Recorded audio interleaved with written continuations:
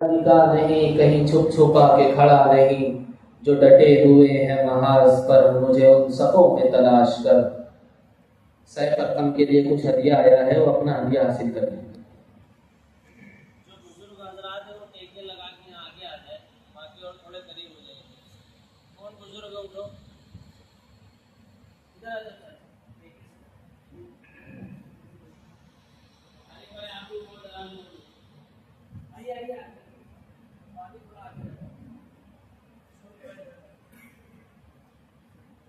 الحمد لله رب العالمين، والصلاة والسلام على سيد المرسلين وعليه وعلى آله وصحبه أجمعين، أما بعد،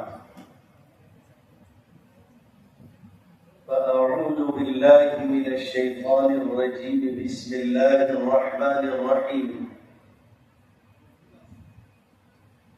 اليوم أكملت لكم دينكم وأتممت عليكم نعمتي ورضيت لكم الإسلام دينا.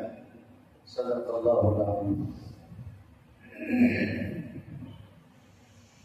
حضرات، علماء کرام، طلباء اعظام، عزیزو دوستو اور خواتین اسلام، آج کل جلسے رکھے جاتے ہیں اور اس کا عنوان خوبصورت سا رکھنے کی کوشش کی جاتی ہے۔ اس سے قطع نظر کہ عنوان کتنا لمبا ہوگا، وقت اس کو پورا پڑے گا یا نہیں، عنوان خوبصورت سا ہے۔ گزشتہ دنوں میں برہان پور گیا تھا، ہر سال وہاں بھی محرم میں تقریر کا موقع ہوتا ہے۔ انہوں نے جو عنوان رکھا تھا، میں نے پہلے ہی ان کو خبردار کیا کہ یہ عنوان اتنا مختصر اور اتنا آسان نہیں ہے۔ انہوں نے مجھ سے کہا کہ آپ کو فری ہینڈ دیتے ہیں، جتنی دیر بولنا ہوگا آپ بولیے گا۔ عنوان تھا مسلمانوں کے ملکی و بین الاقوامی مسائل اور ان کا حل۔ خالی مسائل ہی بیان کرنے میں 2 ہفتہ لگ جائے گا۔ دنیا بھر میں یا ملک بھر میں کتنے مسائل ہیں مسلمانوں کے، ان کو بیان کرتے کرتے پھر ان کا حل بیان کرنا۔ تو عنوان رکھا جاتا ہے، اصل میں ہوتا کیا ہے کہ بعض مقررین ایسے ہوتے ہیں کہ ان کو عنوان سے لینا دینا کچھ نہیں ہوتا۔ آپ کو جو رکھنا ہے رکھ لو، ان کے پاس جھولے میں جو تقریر ہے وہ وہی کریں گے۔ جبکہ ہونا یہ چاہیے کہ پروگرام کا ایک مقصد ہو، عنوان کے موافق تقریر بھی کی جائے پوری تیاری سے۔ تو آج کا عنوان کیا ہے؟ بھئی سامعین آئے ہیں تو اعلان سن کے آئے ہوں گے، پڑھ کے آئے ہوں گے، ان کے ذہن میں ہوگا۔ میں نہیں کہوں گا، آپ بتائیں گے تاکہ آپ کے ذہن میں تازہ ہو۔ آج کا عنوان کیا ہے؟ عاشورہ محرم اور عصمت صحابہ۔ تو ایک ہے کہ 2 ہے؟ اچھا ہے کہ ہم لوگ نذرانہ لینے والے لوگ نہیں ہیں، نہیں تو میں بولتا لوگوں نے ڈنڈی ماری ہے، ایک نذرانے میں 2 تقریر کرواتے ہیں۔ سمجھ میں آ رہا ہے؟ تو عنوان 2 ہے، الگ الگ ہیں۔ ہم لوگ کوشش کریں گے کہ دونوں چیزوں کو سمجھ سکیں انشاءاللہ۔ تھوڑا وقفہ لگے گا لیکن سمجھنے کی کوشش کریں گے۔ اللہ تعالیٰ نے قرآن مجید میں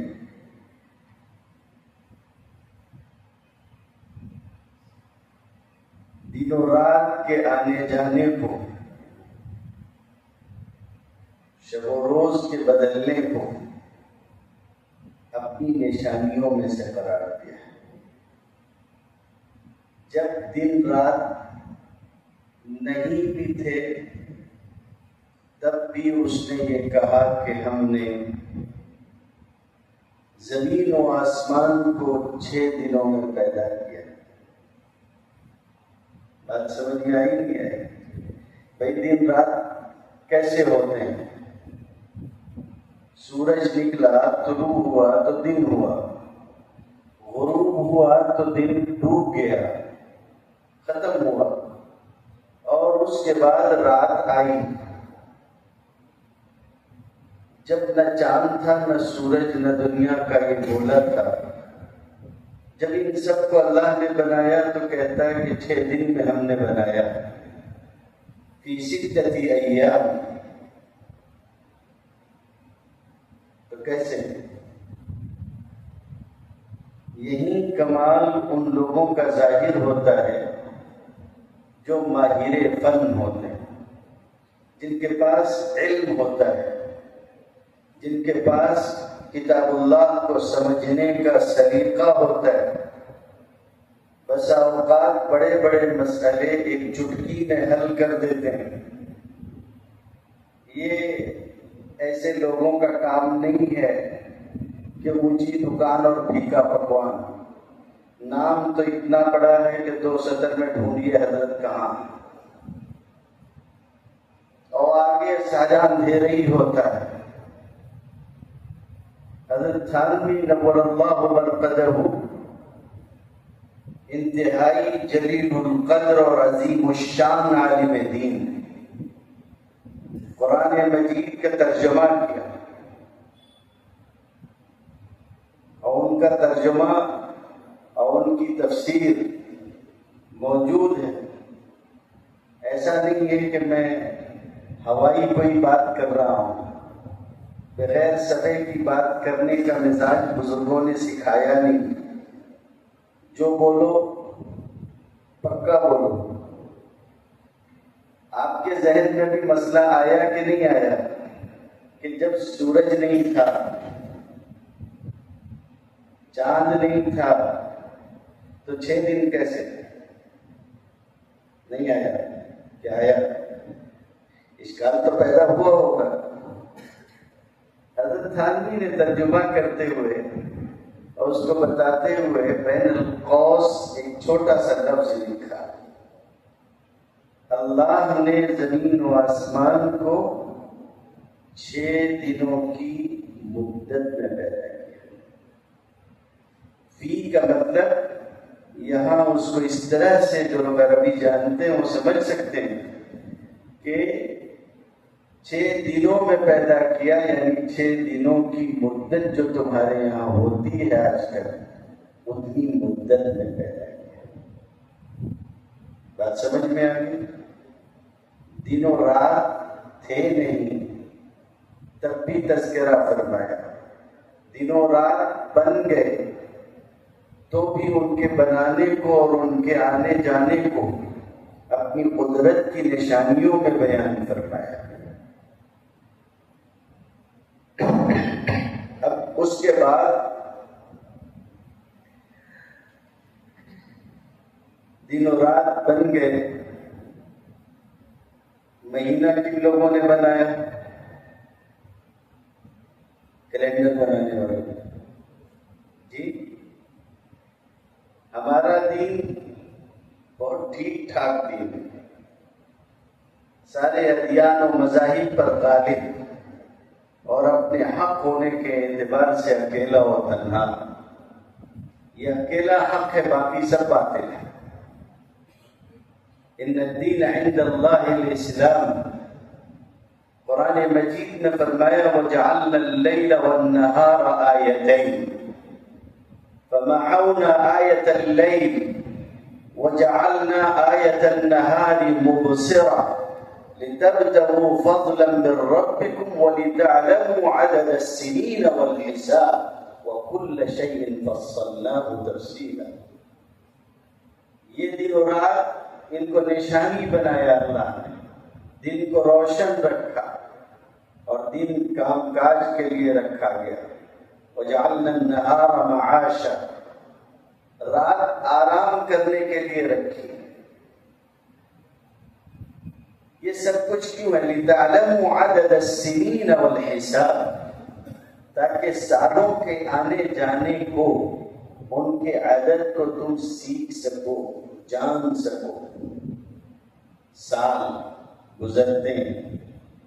سال کا تذکرہ قرآن مجید میں ہے، دن و رات کا تذکرہ قرآن مجید میں ہے، اور قرآن مجید نے یہ بھی بیان کیا کہ ان عدت الشہور عند اللہ، اللہ کے یہاں مہینوں کی تعداد، ان عدت الشہور عند اللہ 12 شہرا، اللہ کے یہاں مہینوں کی تعداد 12 ہے. مہینے کس نے طے کیے؟ وہ بھی اللہ نے طے کیے. مہینے 12 کس نے بنائے؟ اللہ نے بنائے. قرآن کہہ رہا ہے ان عدت الشہور عند اللہ 12 شہرا، اللہ کے یہاں گنتیوں کی تعداد جو مہینوں کی ہے وہ 12 ہے. کب سے ہے؟ 2-4 انبیاء آ گئے تھے، اس کے بعد ضرورت محسوس ہوئی تو بنایا.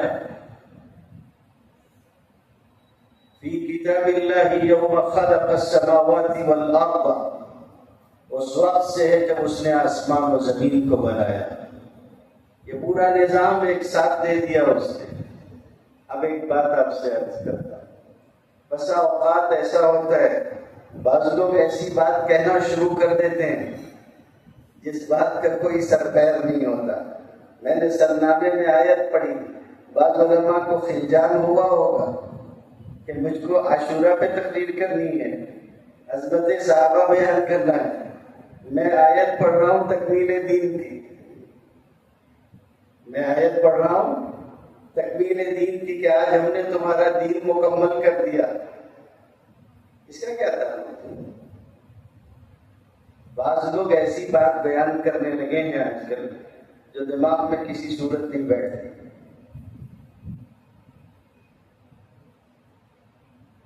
اگر مدرسہ اکرمہ میں کوئی صاحب اپنے بچے کو لے کے آئے، آنے کے بعد بیٹھے داخلہ کروانا ہے، بچے سے پوچھ لیا گیا، داخلہ کرنے کا مرحلہ آ گیا، باپ سے پوچھا گیا آپ کی عمر، باپ فرما رہے ہیں کہ میری عمر جو ہے وہ 10 سال ہے، اور بچے سے پوچھا کہ ہماری عمر 20 سال ہے. ممکن جی ہے؟ امکانیات کمال لوگ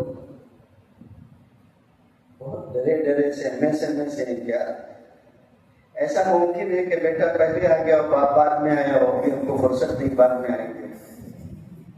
جی باپ ہے پہلے ہوگا، بیٹا بعد میں ہے، بعد میں ہی آئے گا. صحیح ہے نہیں ہے؟ صحیح ہے. تو منہ سے بولو کہ کھانا وانا کھا کے نہیں آئے ہو. میں نہیں چاہتا کہ میں ایسی تقریر کروں کہ انتہائی خشک تقریر ہو، مولانا فرما کے چلے گئے. آپ جواب دیتے رہیں. محرم کی اہمیت ہے کہ نہیں ہے؟ زور سے بولو. ہے. آپ سنتے بھی ہو، لوگ سناتے بھی ہیں.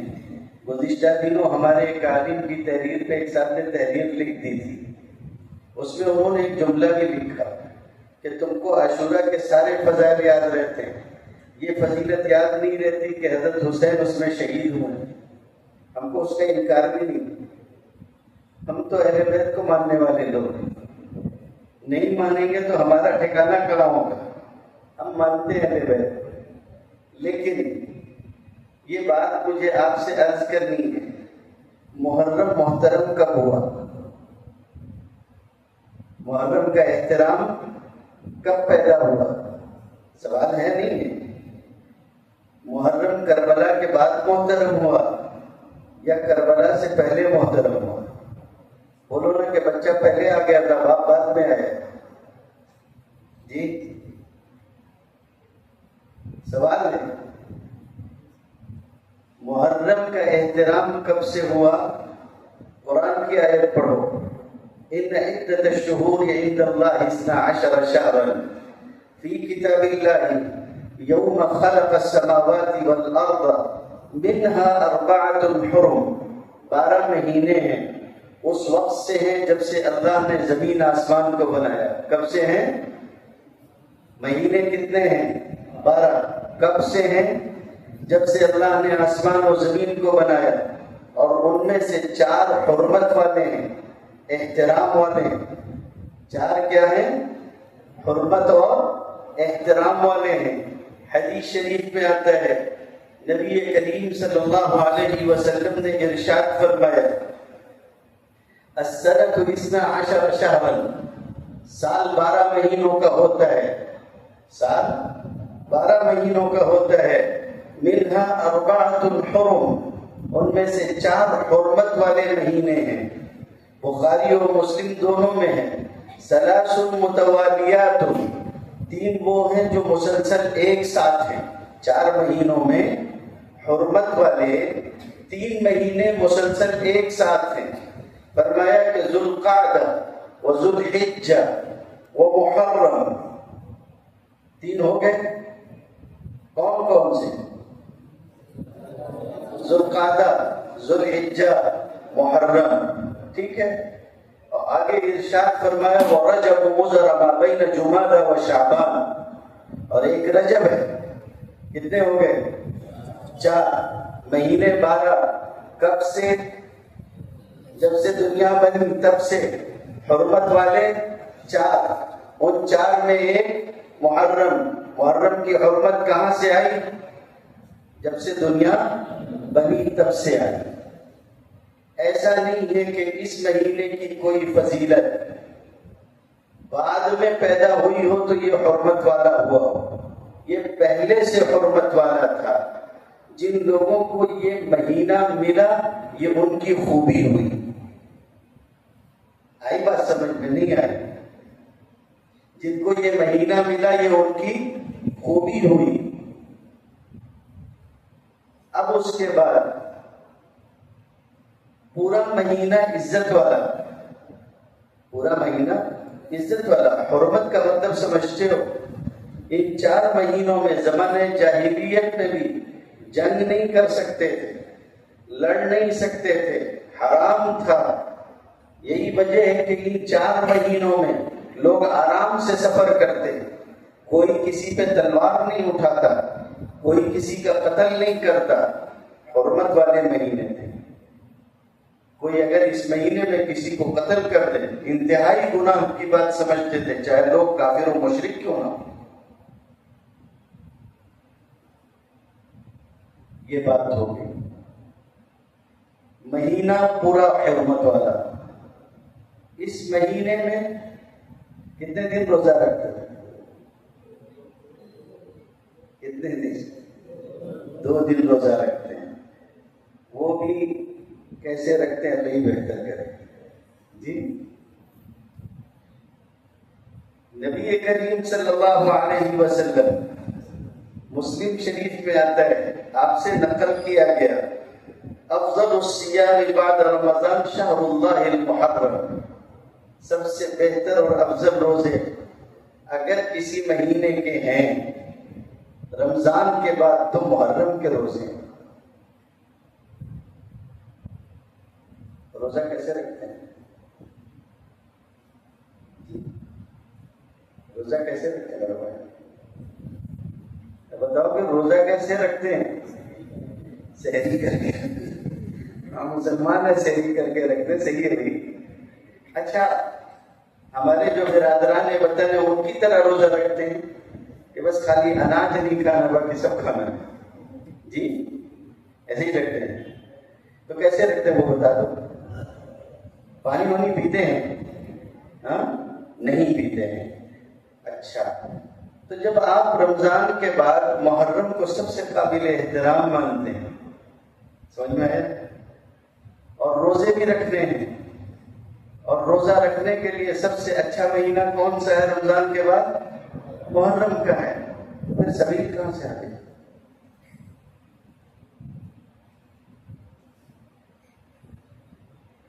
شاید والا روزہ ہوتا ہوگا، پی پلا کے رکھ لو جی. سمجھا نہیں سمجھا؟ سبیل پہلے آئی ہے یا روزہ پہلے آیا ہے؟ سبیل کا تعلق آپ امام حسین سے بتاتے ہو. یہ لفظ استعمال کرنا اس طرح سے، یہ خود اس بات کی علامت ہے کہ اس کا تعلق کہاں سے ہوتا ہے. سمجھ میں ہے؟ کچھ لوگ ہوتے ہیں جن کے امامت کا تصور ہے، اور امامت کا تصور ایسا ہے ان کے یہاں کہ امام بولے تو معصوم، امام بولے تو معصوم. تو سبیل کا تصور حضرت حسین کے ساتھ ہے. اور روزہ رکھنے کی بات کس نے کہی؟ حضور صلی اللہ علیہ وسلم نے. تو بچہ پہلے آیا کہ باپ پہلے آیا؟ کچھ سمجھ میں آ رہا ہے؟ مہینے کی حرمت کس سے ہے؟ شروعات سے ہے. اس کی عزت کس نے قائم کی؟ سیدنا محمد رسول اللہ صلی اللہ علیہ وسلم نے. آپ روزہ رکھتے رہے. رمضان کے روزے فرض ہونے سے پہلے محرم کے روزے رکھتے تھے، محرم کے روزے رکھتے تھے. رمضان کا روزہ آیا، حدیث کی کتابوں میں آتا ہے فمن شاء صامہ ومن شاء ترکہ. جس نے چاہا پھر محرم کے روزے رکھے، جس نے چاہا اس نے ترک کیے. یہ ابھی محرم کی بات کر رہے ہیں، عاشورہ کی بات ابھی نہیں ہوئی ہے. دھیرے دھیرے اتریں گے، دھیرے دھیرے اتر کے موضوع پہ آ رہے ہیں. تو روزہ رکھا گیا. نبی کریم صلی اللہ علیہ وسلم حدیث کی کتابوں میں آتا ہے مدینہ طیبہ تشریف لائے، دیکھا کہ یہودی روزے رکھ رہے ہیں، یہودی روزے رکھ رہے ہیں. آپ نے پوچھا کیا بات ہے؟ کہنے لگے کہ یہ وہ دن ہے نج اللہ تعالیٰ نے نجات عطا فرمائی. غلامی تھی بنو اسرائیل کی، پریشانی کے عالم میں تھے، فرعون کے یہاں غلامی میں مجبور تھے. اللہ تعالیٰ نے موسیٰ علیہ السلام کے ذریعے بنو اسرائیل کو اس غلامی سے نکالا. جس دن نکالا وہ دن ان کی نجات کا دن بنا. تو کون سا دن تھا؟ عاشورہ. اسی دن ان کو روزہ رکھتے دیکھا. آپ صلی اللہ علیہ وسلم نے ارشاد فرمایا نحن احق بموسیٰ منکم. موسیٰ علیہ السلام کے معاملے میں ہم تم سے زیادہ ان کے حقدار، اس لیے مسلمانوں نے روزہ رکھا. آپ صلی اللہ علیہ وسلم کے اس فرمان پر.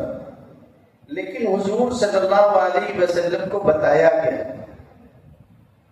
آپ کوئی ایسا کام کرو کہ جو کام حضور نے کیا نہ ہو. جی کوئی کام حضور نے اگر نہیں کیا ہے لیکن اگر اس کا حکم بھی دیا ہے تو اس کو کیا جائے گا. صحابہ نے حضور صلی اللہ علیہ وسلم کو بتایا کہ اللہ کے رسول یہ ایک ایسا دن ہے تعظمہ الیہود والنصارى، جس کو یہود و نصارہ بہت عظمت دیتے ہیں. سمجھ میں دھیرے دھیرے مسئلہ پورا سمجھ میں آئے گا انشاءاللہ. کیا مسئلہ پیدا ہوا؟ شبہات کا مسئلہ پیدا ہوا. کیا مسئلہ پیدا ہوا؟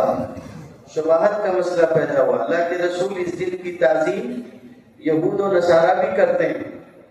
اب ہم بھی تعظیم اگر کریں گے اس دن کی تو ہم کیسے ہو جائیں گے؟ یہود و نصارہ کے مشابہ ہو جائیں گے. بات سمجھے نہیں سمجھے؟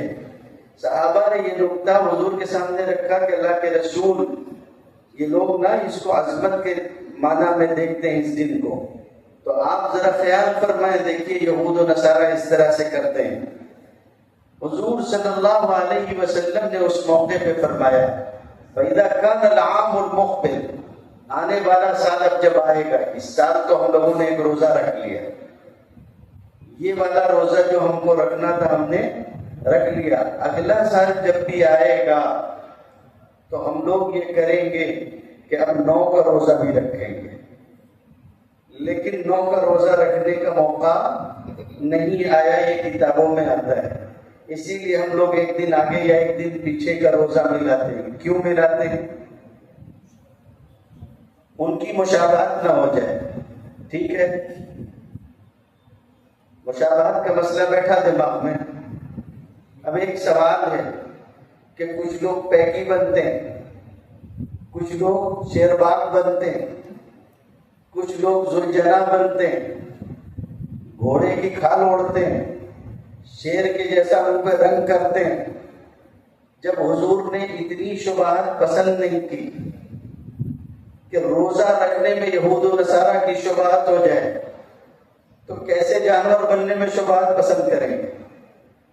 ایک مسئلہ، لوگ ماتم کرتے ہیں، ہنگامہ آرائی کرتے ہیں، ان کا مسلک ان کو مبارک، اب ان کے گھر نہیں جاتے کہ تم کو یہ نہیں کرنا ہے، تم کو کرنا ہے تم اپنا کرو۔ جو لوگ ان کے یہاں جاتے ہیں، ان کے ساتھ مل کے ان کا تماشا دیکھتے ہیں، من کسر سوادہم فہو منہم، جو ان کا مجمع بڑھائے وہ بھی انہی میں، من تشبہ بقوم فہو منہم، جو کسی قوم کی شبہات اختیار کرے وہ بھی انہی میں۔ مسئلہ سمجھ میں آیا نہیں آیا؟ ہمارے ملک میں بہت سارے مسالے ہیں، بریلوی بھائی بھی ہیں، ہم کو ان سے کوئی ذاتی اناد نہیں، ذاتی جھگڑا نہیں ہے۔ بریلوی بھائیوں میں ان کے جو امام ہیں فاضل بریلوی، وہ فرماتے ہیں کہ آج کل یہ جو سارا معاملہ ہو رہا ہے شیعوں کے تشبہ کی وجہ سے ناجائز ہے، اس لیے کہ اس میں کیا ہو جاتا ہے، شیعہ کی شباہت ہو جاتی ہے۔ وہ تو تعزیے کے بھی قائل نہیں، تعزیہ سمجھتے ہو کس کو بولتے ہیں؟ تعزیہ کس کو بولتے ہیں؟ طریقہ سمجھاؤں اس کا، کریں گے بھائی؟ عمل کروانے کی نیت سے بولے تو آدمی گھبراتا آگے سے کہ ہاں بولنا کہ نہیں بولنا، یہ کہاں لے جا کے پھنسائے گا بتائیں گے۔ تعزیہ عربی زبان کا لفظ ہے، آپ لوگ اردو میں بھی استعمال کرتے ہو۔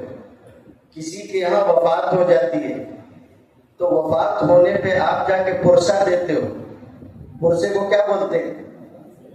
تعزیت بولتے ہیں، بولتے نہیں بولتے ہیں؟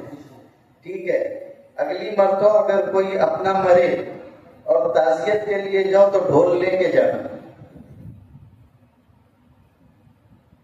سمجھے نہیں سمجھے؟ پورا قصہ کس پر ہے؟ حضرت حسین ظلمن شہید کر دیے گئے، ہم اس کے قائل ہیں، ناحق ان کا خون بہایا گیا۔ یہ دن جو ہوتا ہے، یہ دن ان کو لوگ یاد کرتے ہیں، ان کی یاد میں تعزیہ نکالتے ہیں۔ تعزیہ تعزیتی کے لیے ہے۔ پہلی مرتبہ ہندوستان اور دیگر ممالک میں دیکھا جاتا ہے کہ تعزیت ڈھول کے ساتھ ہوتی ہے۔ مسئلہ سمجھ میں آ رہا ہوگا، ٹھیک سے سمجھ لیجیے اچھے سے۔ تو عاشورہ کی بات اپنے کر رہے تھے، بات آئی روزے کی، بات آئی روزے۔ تھک گئے آپ لوگ؟ مولانا سر اٹھا کے دیکھ رہے کون تھک گیا ہے؟ تھکے گا مت، کیونکہ مسئلہ سمجھنا ہے۔ آج موقع ہے سمجھا لیں گے، کل زندگی ہے نہیں ہے، واللہ اعلم بالصواب۔ تو جتنا موقع ہے اچھی طرح استعمال کر لیں۔ حضور صلی اللہ علیہ وسلم نے فرمایا کہ روزہ رکھیں گے، اگلے سال ایک دن اور بڑھا کے رکھیں گے، ہو گیا۔ حدیث شریف میں آتا ہے نبی کریم صلی اللہ علیہ وسلم نے فرمایا صوموا یوم عاشورہ، عاشورہ کا روزہ رکھو، وخالفوا الیہود، اور یہودیوں کی مخالفت کرو۔ یہودیوں کی مخالفت کیسے ہوگی؟ وصوموا قبلہ یوما وبعدہ یوما، اس سے پہلے یا اس کے بعد ایک دن اور روزہ رکھو، تاکہ یہ وضاحت ہو جائے کہ ہمارا روزہ ان کے روزے سے الگ ہے۔ نبی کریم صلی اللہ علیہ وسلم نے، حضرت عائشہ کہتی ہیں کہ کوئی مہینہ اور کوئی دن، بخاری شریف میں آتا ہے رمضان کے علاوہ ایسا نہیں جس کی حضور تلاش کرتے رہے روزے کے لیے، مگر محرم۔ رمضان اپنی جگہ ہے، رمضان ایسے ہی ہے جیسے قرآن ہے، قرآن کے اوپر قرآن رکھ سکتے ہو، قرآن کے اوپر دوسری کتاب نہیں رکھ سکتے، ادب کے خلاف ہے۔ رمضان کے اوپر رمضان کے روزے کی بات ہو سکتی ہے، رمضان کے روزوں کے سامنے دوسرے روزوں کی کوئی بات نہیں، وہ فرض روزے ہیں۔ اس کے بعد جو روزوں کی بات ہوتی ہے وہ ہوتی ہے، نفل روزے اپنی اپنی جگہ ہیں، الگ الگ ہیں۔ نبی کریم صلی اللہ علیہ وسلم آپ تشریف فرما ہے، حج کا موقع ہے، 9 ذی الحج ہے، عرفات میں ہے، عرفہ کے موقع پہ خطبہ دیا۔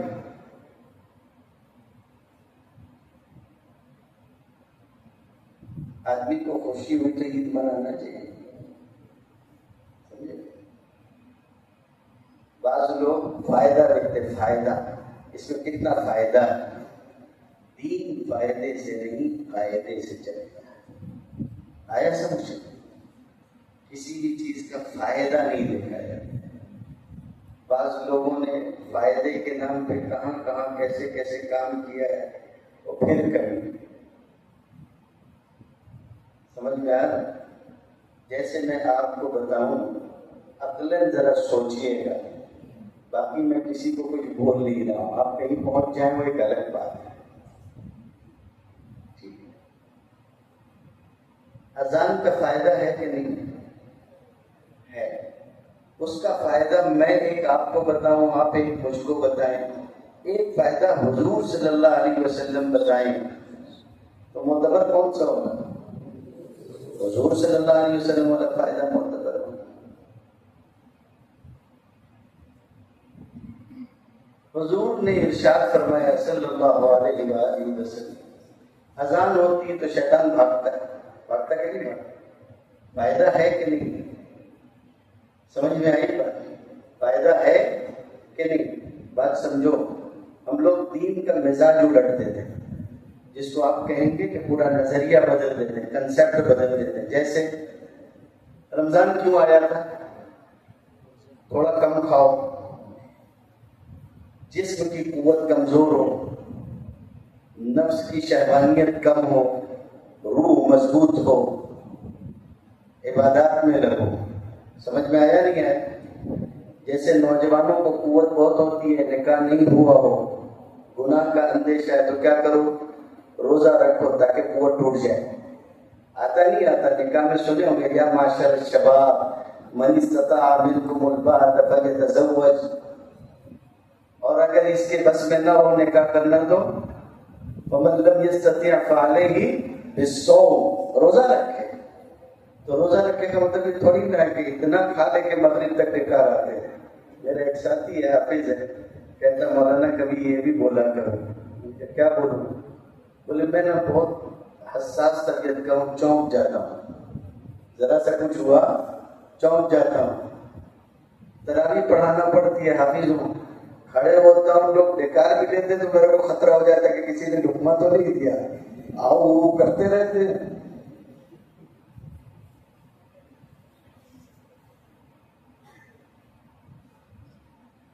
رمضان آیا تھا، ذرا روزے رکھو دن بھر تاکہ عبادت کرو، روح مضبوط ہو، جسم کمزور ہو۔ ہم نے کیسا الٹا اس کو؟ ہمارے برادران نے بدل ہم لوگوں سے پوچھتے مولانا آپ لوگوں کا وہ کھانے والا مہینہ کب آ رہا ہے؟ ہوتا نہیں ہوتا؟ سب چیزوں کے بھاؤ بڑھتے کہ نہیں بڑھتے؟ وہی کیلے والے جو رمضان میں مانتے نہیں رہتے، عید کے 2 دن بعد گلی گلی گاڑی لے کے گھومنے لگتے، لے لو وہ لے لو۔ کنسیپٹ بدل دیتے ہیں ہم لوگ۔ اب بات سمجھیے گا، اذان کا فائدہ ہے نہیں ہے؟ کیا فائدہ ہے؟ شیطان بھاگتا ہے، صحیح ہے نا؟ اب اذان قاعدے سے دیں گے کہ فائدے سے دیں گے؟ جی قاعدے سے دیں گے۔ تو اذان کا قاعدہ یہ ہے کہ لوگوں کو فلاح کی طرف بلانے کے لیے اذان ہے. اذان شیطان بھگانے کے لیے نہیں. اس کے ضمن میں وہ فائدہ ہو جاتا ہے، وہ ایک الگ چیز ہے، لیکن اذان ہے کس کے لیے؟ حی علی الصلاۃ، حی علی الفلاح. اذان کس لیے ہو رہی ہے؟ بلاوا ہے، دعوت ہے، بھگانے کے لیے نہیں ہے. شیطان بھاگتا ہے وہ ایک الگ چیز ہے. کل کو آپ کہنے لگے بیت الخلاء میں بھی شیطان ہے، اذان دیں گے آپ؟ بیوی کے پاس جاتے ہیں شیطان سے بچنے کی دعا پڑھتے ہیں، اذان دیں گے؟ بھائی فائدہ ہے نا تو دو. سمجھا نہیں سمجھا؟ تو دین کہے سے چلتا ہے؟ قاعدے سے چلتا ہے، فائدے سے نہیں چلتا. پہلی بار تو سمجھ میں آ رہا ہوگا. لوگ جس توجہ سے دیکھ رہے ہیں مجھ کو میں سمجھتا ہوں. اب آگے چلیے. رسول اللہ صلی اللہ علیہ وسلم کہاں تشریف رکھتے ہیں؟ حجۃ الوداع میں. جہاں تھا وہیں واپس چلو. حجۃ الوداع میں 9 ذی الحجہ عرفہ کا دن ہے. آپ صلی اللہ علیہ وسلم پر آیت اتری. آج کے دن ہم نے آپ کا دین مکمل کر دیا. دین کب مکمل ہوا؟ دین کب مکمل ہوا؟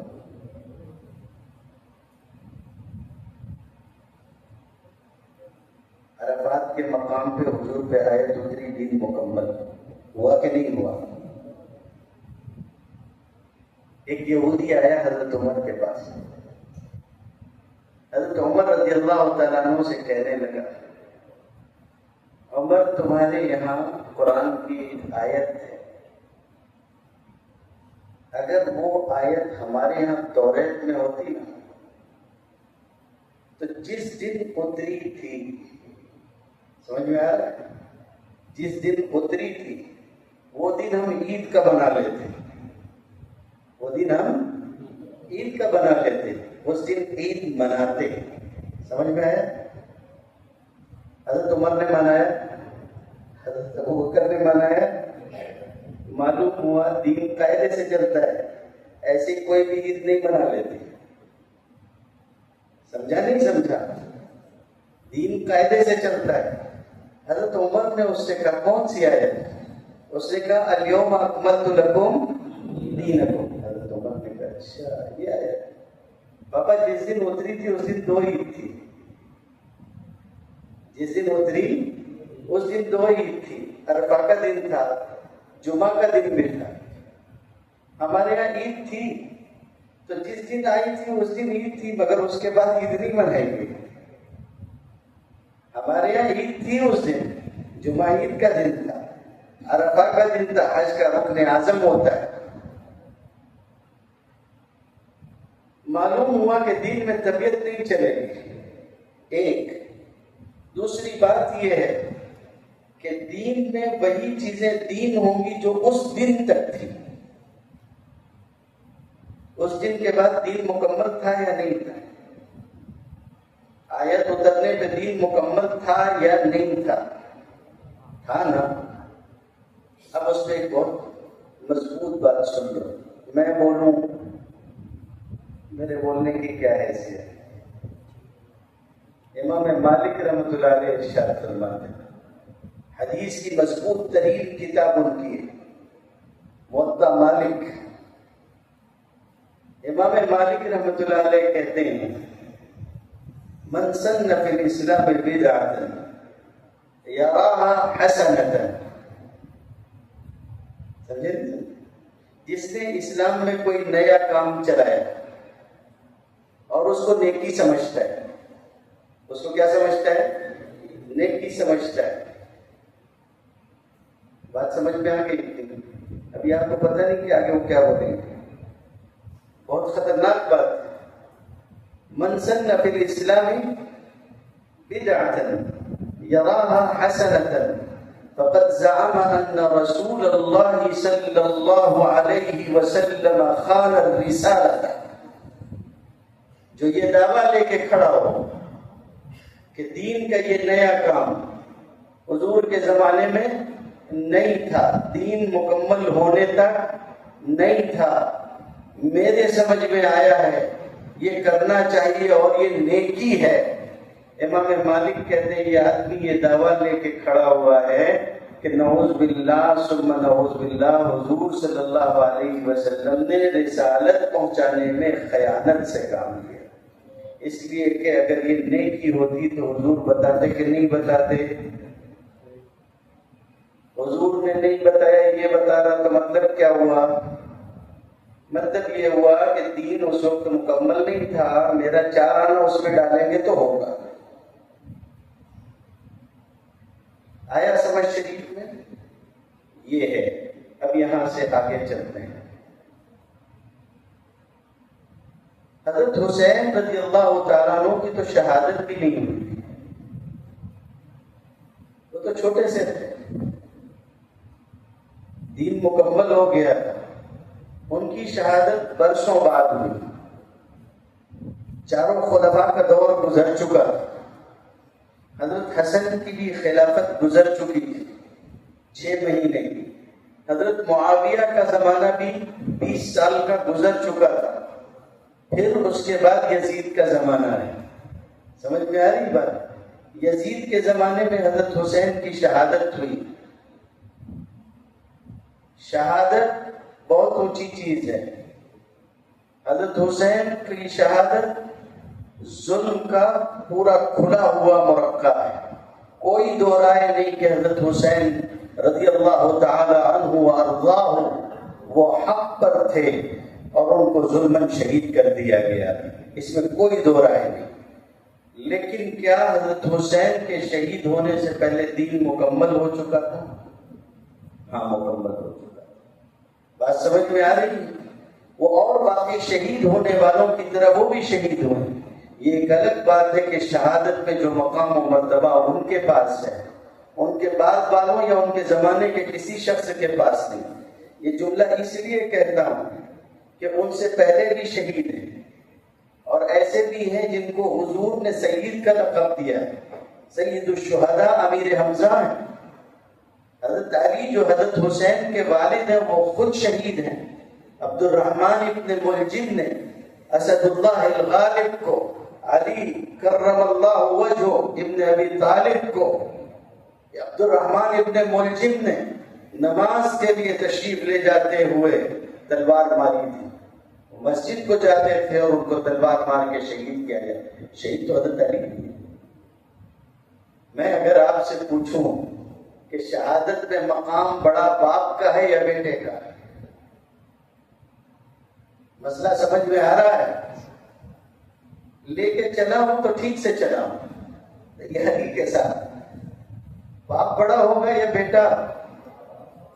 حضرت حسین کی عظمت اور ان کا مقام بہت بڑا ہے، لیکن بہرحال حضرت علی ہیں، خلیفہ ہیں، داماد رسول ہیں، حضور صلی اللہ علیہ وسلم کی کفالت میں رہے اور حضور صلی اللہ علیہ وسلم نے مباہلے میں ان کو اپنے ساتھ بھی رکھا ہے، اور ان کے فضائل بے شمار ہیں۔ لوگ ایسا سمجھتے ہیں کہ ہم لوگ حضرت علی کو نہیں مانتے یا اہل بیت کو نہیں مانتے۔ اہل بیت کو ہم سے زیادہ کون مانے گا؟ اہل بیت کو ہم سے زیادہ کون مانے گا؟ میں تو کبھی کبھی کہتا ہوں کہ اوروں کی بات جانے دو، میرے باپ نے میرا نام حسین رکھا۔ بات سمجھے نہیں سمجھے؟ میرے باپ کو اگر اہل بیت سے محبت نہ ہوتی تو اپنی اولاد کا نام کیوں رکھتا؟ ہم لوگوں کی تو گٹھی میں پڑا ہوا ہے۔ علماء دیوبند کا مسلک نہ صحابہ کی توہین کا ہے نہ اہل بیت کی توہین کا، ہم ان دونوں میں سے کسی کی توہین کو روا نہیں رکھتے، اور اگر کوئی توہین کرتا ہے تو یہ نہیں دیکھتے کہ توہین کرنے والا کون ہے۔ حضرت حسین کے فضائل، حضرت حسن کے بھی تو فضائل ہیں، شہید تو حضرت حسن بھی ہے۔ کہا جاتا ہے کہ ان کو زہر دے دیا گیا، ظلماً شہید کر دیا گیا۔ حضرت حضرت حسن ہیں، حضرت حسین ہیں، حضرت علی ہیں، حضرت فاطمہ رضی اللہ تعالی عنہا و ارضاہا، حضور صلی اللہ علیہ وسلم کی انتہائی محبوب صاحبزادی، چہیتی صاحبزادی۔ حضرت حسین کو شہید کیا گیا۔ عاشورہ کی فضیلت حضرت حسین کی شہادت سے پہلے سے ہے، تب تو حضور اس کا روزہ رکھتے تھے۔ سمجھ میں آئی بات؟ اس میں ایک جملہ اور جڑ گیا، ایک فضیلت اور آ گئی، اتنی بات، اس سے زیادہ اور کچھ نہیں ہے۔ یہ میں نے اس لیے کہا ہے، کبھی کاغذ دیکھا ہے نہیں دیکھا ہے؟ کاغذ دیکھا ہے؟ یہ کاغذ ہے، ٹھیک ہے نا؟ یہ کاغذ میں نے یوں موڑ دیا، سمجھ میں آ رہا ہے؟ یوں موڑ دیا، اب میں اس کو ٹھیک کرنا چاہتا ہوں، بار بار ایسے کرتا ہوں ایسے کرتا ہوں، مگر کاغذ ہے کہ ٹیڑھے کا ٹیڑھا ہے، سمجھ میں آ رہا ہے؟ اب اس کو مجھ کو یوں تھوڑا سا الٹی طرف موڑنا ہوگا، اب یہ کاغذ سیدھا ہو گیا۔ ہوا جب مسائل حد کے باہر نکلنے لگتے ہیں تو ان کو دائرۂ شریعت میں لانے کے لیے یہ طریقہ اختیار کرنا پڑتا ہے۔ آج کل لوگ عاشورہ کا مطلب صرف حضرت حسین کی ذات سے سمجھتے ہیں۔ سلام ہو سیدنا محمد رسول اللہ صلی اللہ علیہ وسلم پر کہ حضرت حسین کی شہادت سے 20 سال پہلے آپ نے روزہ رکھ کے بتایا تھا کہ عاشورہ کی فضیلت مستقل۔ آیا سمجھ سے؟ یہ ہے اصل چیز۔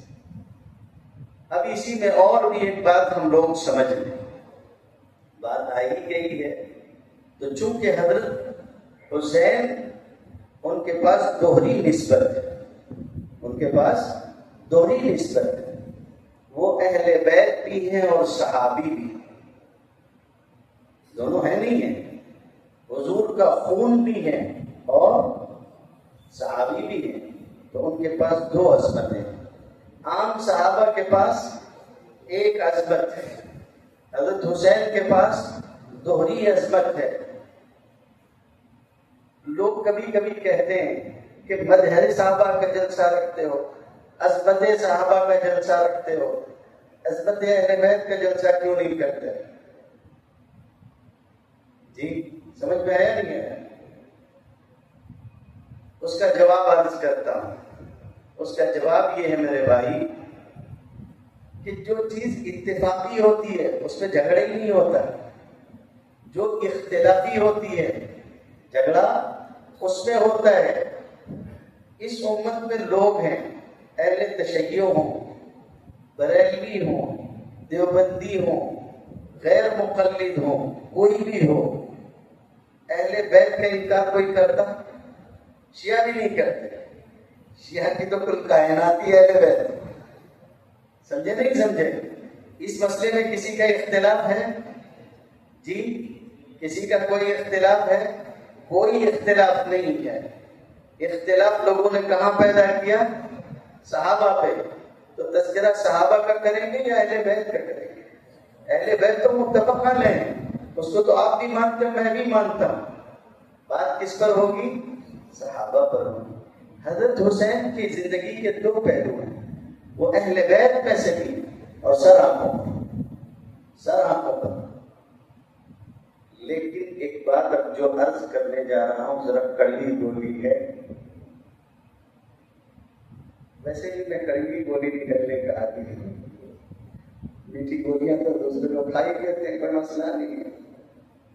دین کیسے ثابت ہوتا ہے؟ دین کیسے ثابت ہوتا ہے؟ دین ثابت ہوتا ہے کتاب و سنت سے۔ دین کس سے ثابت ہوتا ہے؟ کتاب و سنت سے ثابت ہوتا ہے۔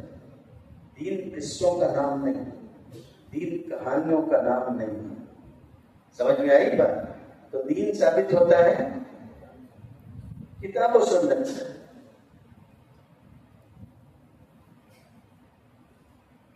رویا اور منامات سے، خوابوں سے، سمجھ میں آ رہی بات؟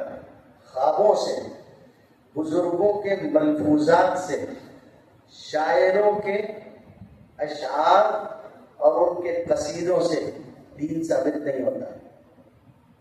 آیا سمجھ شریف میں؟ آیا نہیں آیا؟ دین خواب سے نہیں چلتا، دین بزرگوں کے بعض اور ان کے ملفوظات سے نہیں چلتا، اور دین شاعروں کے شعر سے نہیں چلتا. شاعر ایسے ایسے شعر کہہ جاتے ہیں کہ بس اللہ ہی رحم کرے. ایسا معلوم ہوتا ہے کہ حضرت حسین نہیں ہوتے تو دین ہی مٹ گیا ہوتا. جی، ان کی شہادت ایک بہت بڑا واقعہ ہے، اور انہوں نے فتنوں کے اوپر ایک بند باندھا. لیکن یہ جو آج کل مرثیے پڑھے جاتے ہیں، ماتم ہو رہا ہوتا ہے، اور اس میں ایسی ایسی واحیات باتیں بولی جا رہی ہوتی ہیں. یہ یاد رکھیے گا کہ حضرت حسین کی شہادت بہت بڑی چیز ہے.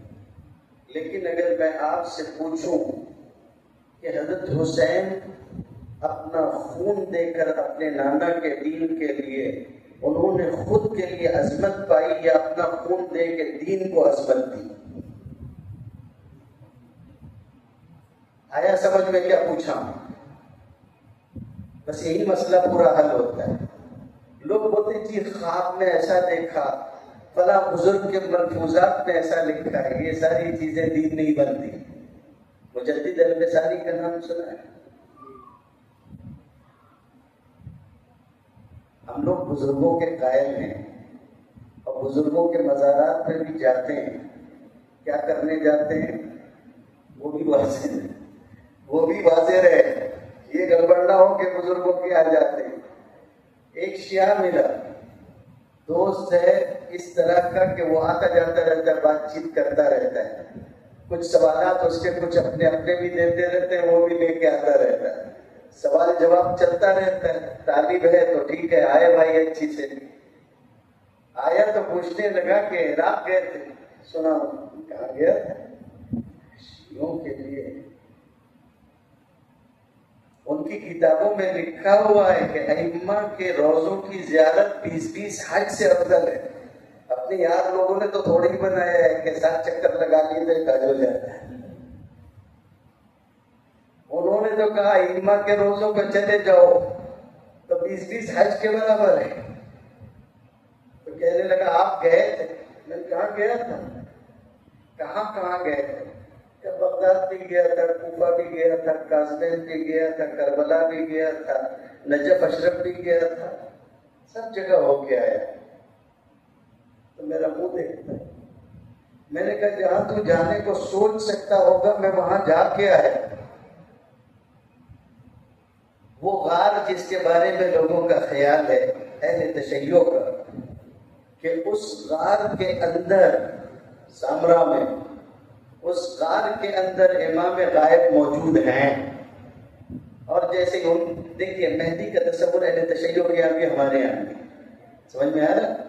لیکن ہمارے مہدی اور ان کے مہدی میں فرق یہ ہے کہ ہمارا مہدی پیدا ہوگا، سمجھ میں آئی بات، بڑا ہوگا، مدینہ طیبہ میں رہے گا، پھر کچھ واقعات پیش آئیں گے تو مکہ مکرمہ چلا جائے گا. ان کا مہدی پیدا ہو چکا ہے صدیوں سے، امام غائب، امام منتظر، اور وہ اسی غار میں ہے، سرمن را کا غار سامرا. اس غار کے پاس جو ہے وہ جالی لگی ہوئی ہے، اندر نیچے اترنا پڑتا ہے. ایک جگہ ہے بہت خاص، وہاں اندر اتر کے جاتے ہیں. وہاں پر وہ غار ہے، جالی لگی، دروازہ بند ہے، امام صاحب اندر ہے. سمجھ میں آئی بات؟ ہم کو لے کے جو گیا تھا گائیڈ وہ شیعہ، عجیب مخمصے میں اپنی زندگی جانا بھی ہے، تحقیق بھی کرنی، دیکھنا بھی ہے. جس کے ساتھ گئے وہ بھائی پکا معتقد، اپنے پکے معتقد نہیں. اس نے مجھ کو دیکھا کہ یہ تاریخ وریخ جانتا ہے تو زیادہ توجہ میرے ہی اوپر. ساتھ میں لے کے وہاں تک گیا، نیچے تک لے جا کے وہاں دکھایا. دکھانے کے بعد بولتا ہے کہ مولانا آپ کو کیسا لگا؟ عربی میں پوچھتا ہے. سارے ساتھی مولانا مولانا بولتے تھے، وہ بھی بولنے لگا تو کیسا لگا آپ کو؟ کوئی دوسرا ہوتا تو گڑبڑا جاتا. اپنے مولوی ہے، مولوی یہاں باشد کے چپ نہ شبت. مولوی ہمیشہ بولتا ہے، خاموش نہیں ہوتا، اور مولوی کو پھنسانا آسان نہیں ہے. میں نے کہا شیء رہیم، بہت خوفناک چیز ہے، بڑا رفتار بھی ہے. یہ ہے کہ شیء رحیم انتہائی خوفزدہ کر دینے والی چیز ہے کہ دل کو منہدم کرنے کے لیے یہ سب بنا رکھا ہے. بہت خوش ہوا شیء رحیم سن کے.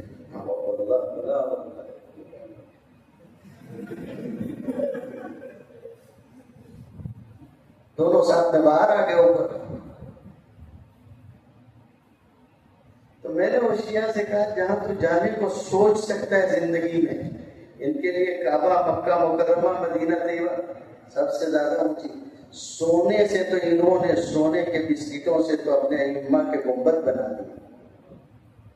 سمجھ میں آیا نہیں؟ تو ہم جا کے دیکھ کے آئے. ہم مزاروں کے بھی قائل میں ڈر گئے. ہم تو وہ جن کو کہتے ہیں شیعہ کے لیے ہمارے امام ہیں، انہوں نے ان کو اپنی طرف چپکا لیا ہوگا، انہوں نے اپنی طرف چپکا لیا ہوگا، مگر وہ خاندان اہل بیت تھے. حضور صلی اللہ علیہ وسلم کے خاندان سے تعلق رکھتے ہیں. ان کے ائمہ بھی جعفر صادق کو ہم نہیں مانتے، موسیٰ کاظم کو نہیں مانتے. کیا جواد اور نقی اور سارے ائمہ اللہ کی رحمتیں ان کے اوپر، انہوں نے ان کو امام بنایا، معصوم قرار دیا. ہم ان کو اولیاء میں سے مانتے ہیں، ہم ان کو اولیاء میں سے مانتے ہیں. اور یہ جو خرافات ان لوگوں نے ان کی طرف منسوخ کی، اس کو تسلیم نہیں کرتے. تو جاتے ہیں دعا کر کے آ جاتے ہیں کہ اللہ تعالیٰ یہ بڑے لوگ ہیں، اور مقاموں پر مرتبہ عطا فرمائیے، بلندی دیجیے، کوئی حرج نہیں. تو بزرگوں کو مانتے ہیں. یہ دماغ سے خیال نکال دو کہ دیوبندی دو بہت بڑے جھوٹ بولیں گے. دیوبندیوں کو دو بہت بڑے جھوٹ بولیں گے. جیسے لوگ بولتے ہیں کہ دو بہت بڑے جھوٹ یہ بھی ہیں کہ قادیانی احمدی ہیں اور غیر مقلد محمدی ہیں. سمجھے نہیں؟ بہت بڑا جھوٹ بولتے ہیں، لوگوں نے کہا ہے. تو ویسے ہی دو بہت بڑے جھوٹ ہیں. ایک جھوٹ یہ ہے کہ دیوبندی درود کو نہیں مانتے. دیوبندی درود کو نہیں مانتے. تو ہماری نماز ہوتی کیسے کرتے جی؟ ہماری نماز پھر ہوتی کیسے؟ بغیر درود کے پڑھ لیتے ہیں. کمال ہے. چورن بیچو بھی تو تھوڑا ٹھیک سے بیچو. سمجھے نہیں سمجھے؟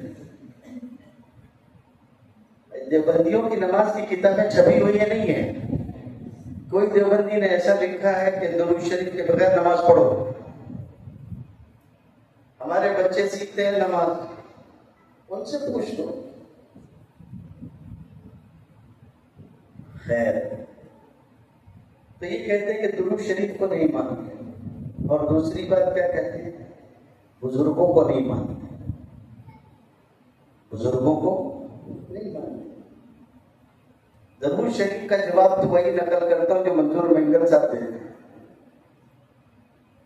وہ آدمی بالکل کھلا ہوا ہے. جن حضرات کو بہت شوق ہو رہا ہے نا انجینئر کو دیکھنے کا، وہ منظور مینگل کو دیکھا ہے. طبیعت بھی صاف رہے گی، پیٹ بھی صاف رہے گا. سمجھ میں آئی بات؟ بہت اکثیر آدمی ہے، شاندار عالم بھی، سب کچھ ساری چیزیں. منظور مینگل صاحب کہنے لگے کہ ہم درود شریف کو نہیں مانتے، تیرا باپ مانتا. اسی جملے بولتے ہیں، ہم نہیں مانتے تو تیرا باپ مانتے. ہم مانتے ہیں مگر تیرے والا نہیں مانتے. یہ بات ہے. صحابہ کرام رضوان اللہ تعالیٰ علیہم اجمعین نے، بخاری شریف میں آتا ہے، نبی کریم صلی اللہ علیہ وسلم سے عرض کیا کہ قد علمنا السلام علیک. آیت اتری یا ایھا الذین آمنوا صلوا علیہ وسلموا تسلیما. تو کیا کریں گے؟ صلاۃ بھی اور سلام بھی، درود بھی ہوگا اور سلام بھی ہوگا. نماز میں تحیات پہلے سے تھی، تحیات پہلے سے تھی. تو صحابہ نے کہا قد علمنا السلام علیک. آپ پہ سلام کیسے پیش کیا جائے گا یہ تو ہم کو معلوم ہے. السلام علیک ایھا النبی ورحمۃ اللہ ہے تحیات میں. تو کہا سلام تو ہم نے سیکھ لیا ہے، ولیکن کیف نصلی علیک، مگر ہم آپ کے اوپر درود کیسے پڑھیں؟ تو حضور صلی اللہ علیہ وسلم نے درود سکھایا۔ کون سا؟ جو صبح صبح سنتے ہو؟ بس یہی سے سمجھ میں آئے گا، باپ پہلے ہے کہ بیٹا پہلے ہے؟ میرے بھائی حضور کا سکھایا ہوا درود زیادہ اہمیت رکھتا ہوگا یا؟ اس لیے یہ بات یاد رکھو کہ افضل الاستغفار بھی وہی ہے جو حضور نے سکھایا، سید الاستغفار جو ہے۔ اور یہ بھی یاد رکھو کہ درود سب سے افضل ترین وہ ہے جو درود ابراہیمی ہے، آپ نے سکھایا کہ اس طرح سے پڑھا کرو۔ بیچ میں بات آئی گئی ہے تو عرض کر دیتا ہوں جو بھی کہ درود پڑھنے کا بھی طریقہ ہے، ہر چیز کا ایک طریقہ ہوتا ہے۔ شریعت سے لیں گے قاعدے سے کہ فائدے سے؟ ہاں، بہت دنوں تک اب یہ یاد رہے گا اور زندگی میں کام آئے گا انشاءاللہ۔ سمجھ میں آیا؟ نماز میں کیا کیا ہے میرے بھائی؟ قیام بھی ہے، رکوع بھی ہے، قوما بھی ہے، سجدہ بھی ہے، جلسہ بھی ہے، قاعدہ بھی ہے، یہ سب ہے کہ نہیں؟ ایک سادہ سا سوال پوچھوں، نماز میں زیادہ قرآن پڑھتے ہو کہ حدیث پڑھتے ہو؟ زیادہ حدیث پڑھتے ہو؟ زیادہ کیا پڑھتے ہو؟ حدیث پڑھتے ہو۔ قرآن کم پڑھتے ہو؟ ثنا قرآن میں ہے کہ حدیث میں ہے؟ رکوع کی تسبیح حدیث میں ہے کہ قرآن میں ہے؟ سجدے کی تسبیح قرآن میں ہے کہ حدیث میں ہے؟ جی، التحیات اور درود شریف اور دعائے معصورہ قرآن میں کہ حدیث میں ہے؟ تو زیادہ حدیث پڑھتے ہو کہ قرآن پڑھتے ہو؟ کچھ سمجھ میں آ رہا ہوگا، کنسیپٹ کلیئر کرتے رہو، ٹھیک ہے؟ سمجھ میں آ گیا یہاں تک؟ اچھا، ثنا کہاں پڑھتے ہو؟ قاعدے میں؟ جی، قیام میں پڑھتے ہو، بہت اچھی بات ہے، جزاکم اللہ۔ اچھا، پھر اس کے بعد کیا ہوتا ہے؟ قرآن مجید پڑھتے ہو۔ حضور صلی اللہ علیہ وسلم نے فرمایا، مجھ کو منع کیا ہے نسائی شریف میں کہ میں قرآن کی تلاوت کروں اور میں رکوع میں ہوں۔ رکوع میں تسبیح پڑھی جائے گی، تلاوت نہیں کی جائے گی۔ تو اکرمہ کے حافظ ہو، تم اکیلے نہیں ہو، پوری دنیا کے حافظ ون میں ہوتے ہیں۔ گھبرا کے ڈکمہ کیے بغیر اگر رکوع کیا ہے تو خدا کے واسطے تسبیح پڑھا کرو۔ حافظ جو ہوتا ہے وہ رکوع سجدے سب میں نہ کہاں تک کے چکر میں ہوتا نہیں ہوتا۔ منع فرمایا کہ رکوع میں قرات نہیں، قرات کہاں ہوگی؟ قیام میں۔ رکوع میں تسبیح ہوگی۔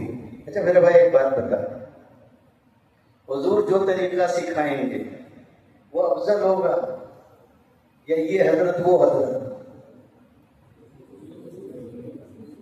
حضور سے بڑا کوئی حضرت ہے؟ ارے بابا، حضور کے مقابلے میں جو ہے وہ حضرت نہیں بن، حضرت ہے۔ مقابلے کی کوئی بات ہی نہیں بنتی۔ چیزیں عرض کر رہا ہوں سمجھو۔ بعض لوگ کہتے ہیں کہ تم یزید اور حسین کے درمیان میں تقابل کرتے ہو، اسے احمد نے کہہ دیا۔ کہاں حضرت حسین رضی اللہ تعالیٰ عنہ، کہاں یزید؟ یزید فاسق ہے، فاجر ہے، سب کچھ ہے، اور حضرت حسین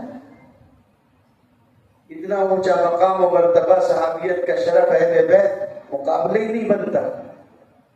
کوئی مقابلے کی چیز ہو تو لاؤ نا، مقابلہ بنتا ہے؟ بنتے ہی نہیں۔ 1,00,000 یزید ایک طرف، اکیلا حسین ایک طرف۔ سمجھ میں آ رہی ہے بات؟ ہم اسی کے قائل ہیں، یہ ہمارا مسلک ہے، اس پہ ہماری بنیاد ہے۔ اس طور پر کہ ہم کسی فاسق و فاجر کو کسی صحابی کے برابر قرار ہی نہیں دے سکتے، سوال نہیں اٹھتا۔ تو چاہ جائے کہ ایسے صحابی کے برابر کر دے جو اہل بیت ہونے کا شرف بھی رکھتا ہے۔ خیر، تو حضور صلی اللہ علیہ وسلم نے سکھایا۔ نماز کس نے سکھائی؟ सल्लू कमा रअयतुमूनी उसल्ली, नमाज वैसे पढ़ो जैसे मैं पढ़ता हूँ, मुझको पढ़ते देखते हो। सना पढ़ी क़याम में, क़िरात की क़याम में, रुकू में तस्बीह बयान फरमाई, सजदे में तस्बीह बयान फरमाई। कायदे में क्या किया? कायदे में क्या किया? अत्तहियात कायदे में रखी, दुरूद शरीफ कायदे में रखा। तो दिन कायदे से लोगे कि फायदे से लोगे? कायदे से लोगे, बहुत ठीक बात है। अब बाज लोग हैं दुरूद शरीफ कैसे पढ़ते हैं? खड़े होते। हुजूर ने दुरूद शरीफ कैसे पढ़वाया? बैठा के। समझ में आ रही बात? अब आप ऐसा करिए किसी दिन कि जब आप कायदे में तहियात पढ़ने लगे, उसमें भी सलाम है, दुरूद शरीफ तो दुरूद शरीफ है ही है, तो आप कायदे से उठ के खड़े हो जाए और थोड़ा सा उधर क्रॉस हो जाए और हाथ बांध लें और पढ़ें और कहें कि असल में इसमें फायदा बहुत है, अदब उससे ज्यादा इसमें हाथ बांध के। समझ में आई बात? और कहिए कि अल्लाह ताला, अल्लाह के रसूल, आपने हमको बिठाया था मगर हमको मोहब्बत ने खड़ा कर दिया। किसी मौलवी से जाके मसला पूछो, बोलेगा जिस वक्त तुम खड़े हो उस वक्त नमाज बैठ गई। इसलिए कि तरीका सबसे बेहतर रसूलुल्लाह सल्लल्लाहु अलैहि वसल्लम। तो दीन चलता है इससे, उससे नहीं चलता। तो हम बुजुर्गों को भी मानते हैं। अब मैं धीरे से दूसरे मौजू पे आ रहा हूँ। इसका मतलब बताने का ये था कि अभी आधा हुआ है, समझ में है? अभी आधा हुआ है। मुजद्दिद अल-फ़सानी रहमतुल्लाह अलैह का नाम सुना?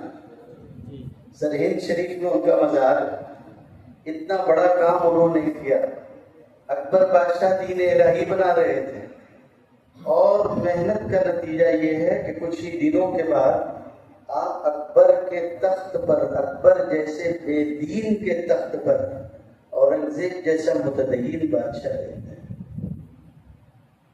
जमीन आसमान का फर्क है। समझ में आया नहीं है? जमीन आसमान का फर्क है। कहाँ औरंगजेब आलमगीर रहमतुल्लाह अलैह, कहाँ अकबर।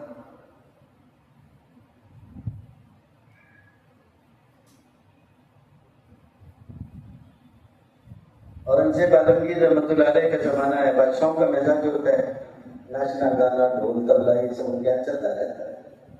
मैं खुद गया था फतेहपुर, वहां मैंने देखा है महल के सामने पूरा बड़ा सा हिस्सा है जिसमें जमीन पर कई 100 फुट के दायरे में शतरंज बनी हुई और दोनों तरफ चबूतरे बने हुए हैं। शाम होती थी, जब सूरज ढल जाता तो उसके बाद जब माहौल ठंडा पड़ता तो बादशाह सलामत अपने नौरतनों के साथ में आके शतरंज खेलने में मशगूल होते। शतरंज के जो सारे मोहरे होते थे, उन मोहरों की शक्ल का लिबास पहन के लड़कियां आके खड़ी होती और वो उस शतरंज की पूरी बिसात पर खड़ी हो जाती और फिर जिस मोहरे को जिसकी बारी होती चाल चलने की, वो उसको इशारा करता, वो आगे पीछे हटती और फिर जो कट जाता वो किनारे हो जाता। खेल इस तरह से खेला जाता। समझ में आ रहा है? ये अकबर बादशाह। और सामने औरंगजेब आलमगीर आया तो उसने कहा कि मौसीकी सब बंद, हराम है, नाजायज है शरीयत रसूलुल्लाह सल्लल्लाहु अलैहि वसल्लम में। मुझे उस तहखाने में भी जाने की तौफीक अल्लाह ने दी जिसमें ये हिंदुस्तान का ऐसा जलीलुल कद्र बादशाह रात की तारीकी में एक छोटे से कमरे में तहज्जुद की नमाज तहखाने में पढ़ता था। दारुल उलूम आलमगीर में है, वो अमूमन लोगों के लिए खोलते नहीं, उनसे बेचारों का बहुत ताल्लुक है। तो जब गया, जब उन्होंने उसको खोल दिया, अंदर जाने का मौका मिला, तो औरंगजेब आलमगीर ने कहा कि मौसीकी बंद। तो जितने सारे तबला नवाज, सारंगी वाले, शहनाई वाले, ये खान वो खान, सब जो है वो एक कलम بادشاہ کے یہاں بادربار میں ان کا روزینہ تھا، وہ نوکر تھے، اعلیٰ درجے کی تنخواہ پاتے تھے، ایک دم سے بند ہو گیا، فاقے شروع ہو گئے۔ موسیقاروں نے سوچا کیا کرنا چاہیے۔ دہلی میں بادشاہ تھے، جامع مسجد سے نماز پڑھ کے باہر نکلے جمعہ کے، تو ان سب لوگوں نے مل کے ایک حکمت کی تھی۔ اورنگزیب عالمگیر رحمۃ اللہ علیہ جیسے ہی سیڑھیوں کے پاس آئے تو سامنے سے کچھ لوگ روتے پیٹتے ایک جنازہ لے کے آئے۔ جنازہ نقلی تھا، جنازے میں تھا کوئی نہیں، لیکن جنازہ لے کے آئے روتے گاتے۔ بادشاہ کو حیرت ہوئی، بادشاہ نے کہا کس کا جنازہ ہے؟ تو اس میں سارے جو ہے وہ موسیقار تھے۔ ان لوگوں نے کہا کہ موسیقی کا جنازہ ہے، موسیقی کا جنازہ ہے، آپ کے حکم کی وجہ سے مر گئی ہے، کچھ خیال فرمائیں۔ وہ سمجھ رہے تھے کہ حضرت رحم فرما لیں گے، وہاں مگر شریعت تھی اور کچھ نہیں تھا۔ حضرت مسکرائے اور فرمایا ذرا گہرا کھود کے دفن کر، باہر نہ نکلے، باہر نہ آ جا، گہرا کھود کے دفن کر۔ مجدد الفسانی نور اللہ مرقدہ، خواجہ باقی باللہ رحمۃ اللہ علیہ کے خلیفہ، سمجھ میں آ رہی بات؟ ان کے ماننے والے کچھ لوگوں نے، خلیفہ لوگوں نے مل کے خواجہ باقی باللہ کے یعنی مجدد الفسانی نور اللہ مرقدہ کے پیر بھائیوں نے مل کے خواجہ کی وفات کے بعد عرس کر دیا خواجہ کا۔ سمجھ میں آئی بات؟ عرس بنا لیا۔ مجدد الفسانی نور اللہ مرقدہ نے ان لوگوں کو خط لکھا، سلسلے میں جو مقام مجدد الفسانی کا تھا کسی کا نہیں ہے، سب ان سے دبے ہوئے تھے اور سب جانتے تھے کہ شیخ کے یہاں مقام مجدد کا کیا ہے۔ تو شیخ نے لکھا ان لوگوں کو کہ تم نے یہ کیا حرکت کی، دین کے خلاف کام کیا۔ تو ان لوگوں میں سے کسی نے کہا کہ حضور صلی اللہ علیہ وسلم کو بھی خواب میں دیکھا گیا۔ لوگ مطلب کا خواب بہت جلدی دیکھ لیتے ہیں، سمجھ میں آئے؟ یہ میں اپنی طرف سے نہیں بول رہا ہوں، مجدد الفسانی نے جو جواب دیا اس پر کہہ رہا ہوں۔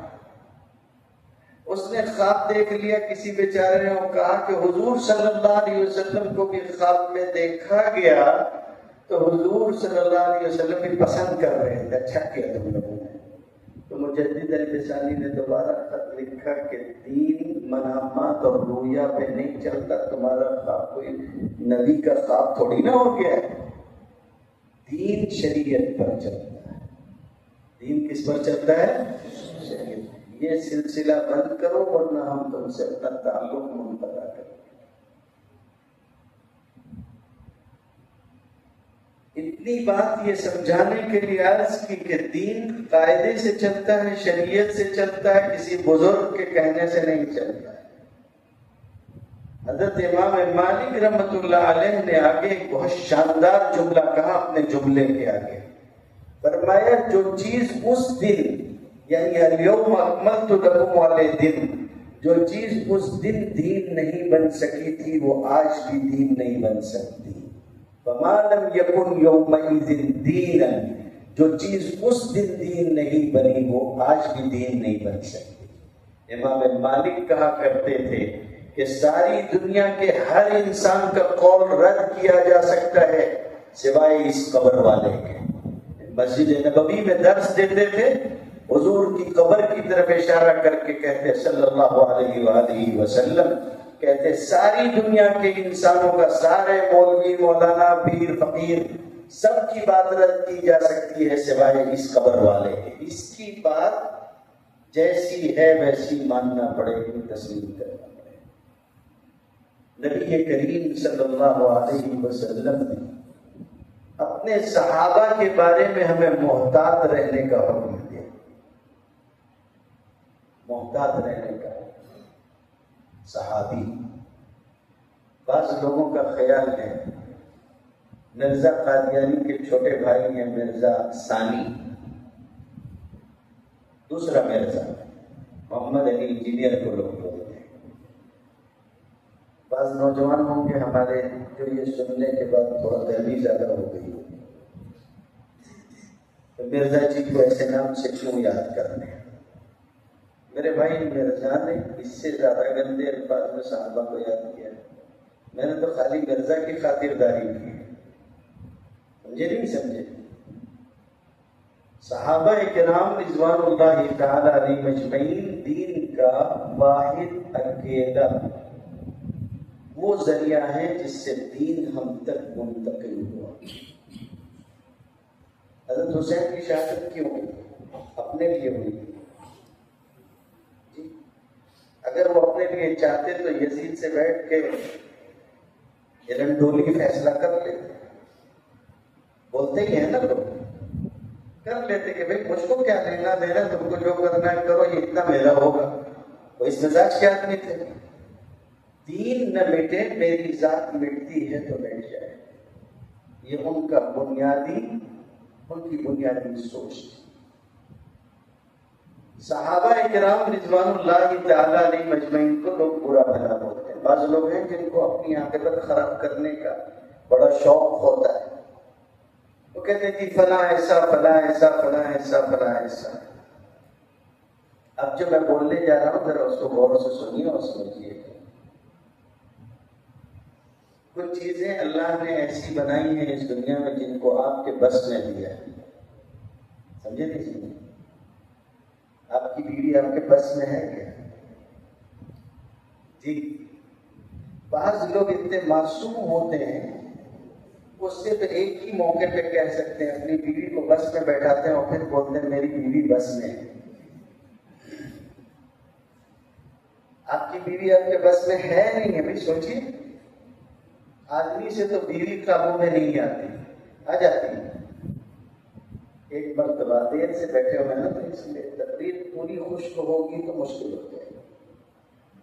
ایک مرتبہ ایک مولوی صاحب کے پاس ایک صاحب آئے. انہوں نے کہا گھر میں کام بہت رہتا ہے, مسائل بھی بہت ہیں, سنا آپ بہت پہنچے ہوئے ہیں, کوئی طریقہ بتائیے, کچھ ایک دو جنات قابو میں آ جائیں. سمجھے؟ تو میں ایسا کروں کہ ایک دو جنات قابو میں آ جائیں تو ان سے کام لیا کروں, اپنا آرام سے تھاٹ سے بیٹھا تھا. مولوی صاحب نے کہا یہ خیال نکالتا ہوں, اپنا کام کرو. پر بھائی کیا کر رہے ہو؟ میں بتا دو. انہوں نے آخر میں بہت ستایا مولوی صاحب کو, تو مولوی صاحب نے بھی اس کو بٹھا کے سمجھایا کہ وظیفہ تو دے رہے ہیں, بتا تو رہے ہیں, یہ لطیفہ میرا بھائی صحیح ہو غلط ہو اس کی ذمہ داری ربی کے گردن کا, بڑا مسئلہ نہیں. اب ہوا یہ کہ سب سمجھا دیا اور کہہ دیا کہ جب یہ تم وظیفہ پڑھنا شروع کرو گے تو حصار بنا لینا. وہ حصار بناؤ گے تو اس میں جنات آ نہیں سکیں گے, البتہ تم کو ستائیں گے, ڈرائیں گے, دور دور سے شکل بنائیں گے, کچھ دھوکہ بھی دینے کی کوشش کریں گے اس کی اس کی شکل میں. خیال کرنا, دائرے سے باہر نکلنا مت عمل کرتے ہوئے, یہ تو گڑبڑ ہو جائے. اس نے گھر ہی کے اندر کے ایک کمرے کو طے کر لیا کہ اسی میں جو ہے وہ ہم یہ چلا کریں گے, اور وہاں چلا شروع کر دیا. اب چلا شروع ہو گیا, چلا چل رہا ہے. ایک دن دو دن گزرے, اس کے بعد کچھ صورتیں دکھنے بھی لگی. کچھ جنات ظاہر بھی ہونے لگے. وہ آتے, کبھی ڈراتے, کبھی بہلاتے, پھسلاتے, کبھی کچھ اور کرتے. ہاں میرے کو سب معلوم والی لائن تھی اپنی. یہ باہر نہیں نکلتا, اپنا کام کرتا رہتا. کچھ دن آگے گزرے تھے, ایک دن اچانک اس کو بہت زور سے کسی کے رونے کی آواز آئی. اس کو لگا کہ اس کا بچہ رو رہا ہے. پھر ایک دم سے مولانا کی نصیحت یاد آ گئی, دھوکہ دیں گے تجھ کو. اس نے کہا ایسا, اب کبھی ترکیب شروع کی, کرو کیا کرنا ہے. اب بچہ رو رہا ہے, گلا پھاڑ پھاڑ کے آواز آ رہی ہے. یہ اپنے میں تھوڑی دیر بعد ان کو آواز آئی ایک زور کی, اجی سن رہے ہو؟ دوسرا کام شروع کیا. ابھی تک خالی بچے کی آواز بنا رہا تھا, اب محترمہ کی بھی بنا رہا تھا. پھر اس نے کہا آواز نہیں آ رہی کیا؟ ٹھیک ہے بھائی. اور تھوڑی دیر بعد اس نے کہا کہ تم آتے کہ میں آؤں؟ میں کہا تو ہی آ جا. اب اس کے بعد اس نے تھوڑی دیر بعد دیکھا کہ کمرے کا دروازہ بڑا سے کھلا اور کوئی چڑیل اس کی بیوی की शक्ल बनाए हुए बड़े बड़े बाल बिखरे हुए आ गए। इसे कहा आप चुड़ैल, चुड़ैल को और गुस्सा आ गया, ऐसा बोला। आई वो तो उसने लकीर बता के कहा बस यहीं तक, इससे आगे तेरी औकात नहीं। मगर उसकी हैरत की इंतहा न रही जब चुड़ैल वो लकीर पार करके भी अंदर घुस गया।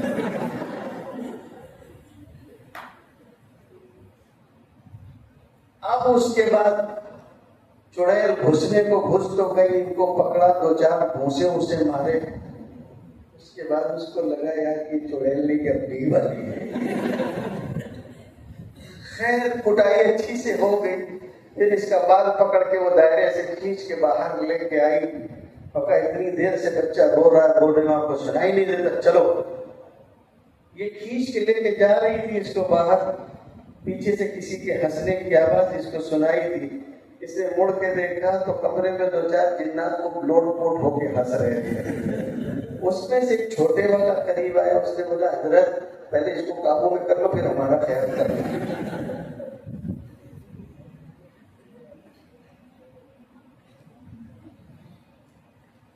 तो कुछ चीजें ऐसी भी अल्लाह ने बनाई जो आपके बस में है, कुछ ऐसी भी बनाई जो आपके बस में नहीं है। बीवी को नहीं कह रहा हूं, ये तो तकरीब फहम के लिए बस आपको मुतवज्जे करने को कहा था। देखो दुनिया में कुछ चीजें ऐसी हैं जो आपके बस की हैं और कुछ वो हैं जिसमें आप बेबस हो। जैसे अगर आपको वली बनना हो, अगर आपको वली बनना हो, हलाल हराम करना शुरू कर दो। जो हलाल है हलाल, जो हराम है हराम, हर चीज में तमीज शुरू कर दो। इबादत करना शुरू कर दो, अल्लाह की मर्जियात के खिलाफ मत चलो। कुछ दिन गुजरेंगे मुजाहिदे से वली हो जाओ। विलायत मुजाहिदे से मिलती है। विलायत किससे मिलती है? मुजाहिदे से, मेहनत से, हलाल और हराम पर ख्याल करने से, सुन्नत पर चलने से विलायत मिलती है। मालूम हुआ विलायत उलमा की ज़बान में कस्ब है, हासिल किया जा सकता है। मेहनत करके आप कमा सकते हो, वली हो जाओगे। इसलिए कि विलायत के लिए कोई जमाना है नहीं, किसी भी जमाने में वली हो सकते हैं। समझ में आया? सहाबियत के लिए जमाना शर्त है। सहाबियत के लिए जमाना शर्त है। समझे नहीं समझे? हुजूर के जमाने में होना और हुजूर सल्लल्लाहु अलैहि वसल्लम को ईमान के साथ पाना, नाबीना हो तो भी, बीना हो तो भी, दोनों इस पे शामिल। ईमान के साथ हुजूर को पाना और ईमान ही पर हुजूर की जिंदगी में या हुजूर के बाद वफात पाना, इर्तिदाद न पाया जाए, ये आदमी सहाबी है। ये अपने बस में है, ये अपने बस में है। वली होना अपने बस में है, सहाबी होना अपने बस में नहीं है। उसके लिए हुजूर की सोहबत चाहिए, जमाना चाहिए। किसी जमाने में पैदा होना आपके बस में है क्या? जी, आप बोल दें कि नहीं भाई अभी हमारा इरादा नहीं है पैदा होने का, और 9 महीने इधर ही रहते हैं। जी, एक मुर्गी ने दुआ कर ली, लोग कुछ भी बना देते हैं। अल्लाह करे कि मेरे जो ये 3 अंडे हैं इसमें से जो बच्चे निकले बहुत मोती और फरमाबरदार हो। एक निकला तस्बीह पढ़ते हुए, दूसरा निकला नमाज की जगह ढूंढता था। बनाया है लोगों ने, समझा रहे हैं सिर्फ आपको। तीसरा वाला निकला नहीं निकला। मुर्गी खटखटाती रही कि भाई वक्त हो गया है। अंदर से आवाज आई हमें इंतकाम नहीं आते बात। बनाने वाले ने बना दिया। उस अहमक को क्या है कि नमाज रोजा और सारी चीजों की जो है वो तौहीद हो। लोग खुशी के लिए कुछ भी कर लेते हैं, लेकिन मसला ये है कि ये आपके बस की चीज नहीं है। जिनको सहाबियत का शरफ देना था उनको उस जमाने में पैदा किया और उनको ईमान के साथ रसूलुल्लाह सल्लल्लाहु अलैहि वसल्लम के साथ रखा। ये जो आज भोंकते हैं इतने बड़े होते तो ये खुद सहाबी होते। समझे नहीं समझे? ये जो भोंक रहे हैं अगर ये इतने बड़े अल्लामा होते तो हुजूर की सोहबत के लिए चुने जाते। इसलिए कि अब्दुल्लाह इब्न मसऊद रज़ियल्लाहु तआला अन्हु इरशाद फरमाते हैं کہ ان اللہ نظر الى قلوب العباد فوجد قلب محمد صلی اللہ علیہ وسلم خیر قلوب العباد. اللہ تعالیٰ نے لوگوں کے دلوں کی طرف نظر فرمائی. ابھی کسی کو بنایا نہیں ہے، لیکن میں بناؤں گا تو لوگوں کے قلوب کیسے کیسے ہوں گے یہ اللہ کے علم ازلی میں ہے. ان میں جو سب سے شاندار دل ہو سکتا تھا اس دل کو محمد صلی اللہ علیہ وسلم کے دل کے طور پر قبول کیا. پھر انبیاء کے بنائے گئے، اور انبیاء کے بعد جب امتوں کے بنانے کی بات آئی تو جو باقی بچے ہوئے دل تھے ان میں جو سب سے اچھا دل ہو سکتا تھا جن لوگوں کا، ان لوگوں کو حضور صلی اللہ علیہ وسلم کے صحابہ کے شرف کے طور پر چنا. یہ صحابی چنے گئے. بات سمجھ میں آئی؟ صحابیت کا بھی انتخاب ہوا ہے. صحابیت بغیر انتخاب کے نہیں ہے. صحابیت بغیر انتخاب کے نہیں. صحابہ کا بھی انتخاب ہوا. ایسا نہیں ہے کہ رینڈملی کوئی بھی بن گیا. صحابیت بھی اسی لیے بعض تو ایسے بھی ہیں. حضور کیا ہیں؟ حضور کیا ہیں؟ پیر ہیں. حضور کیا ہیں؟ پیر ہیں. باقی صحابہ کیا ہیں؟ مرید ہیں. پیر بھی چنا ہوا ہے اور مرید بھی چنے ہوئے. حضور خود مصطفیٰ ہیں جس کو چنا جائے. استفا. سمجھ میں آ رہی بات؟ اور ایسا تو نہیں ہو سکتا جو مصطفیٰ ہو اس کے صحابہ یوں ہی آ جائیں. وہ بھی چنے ہوئے اور اعلیٰ ترین لوگ ہیں، ان کا انتخاب کیا گیا.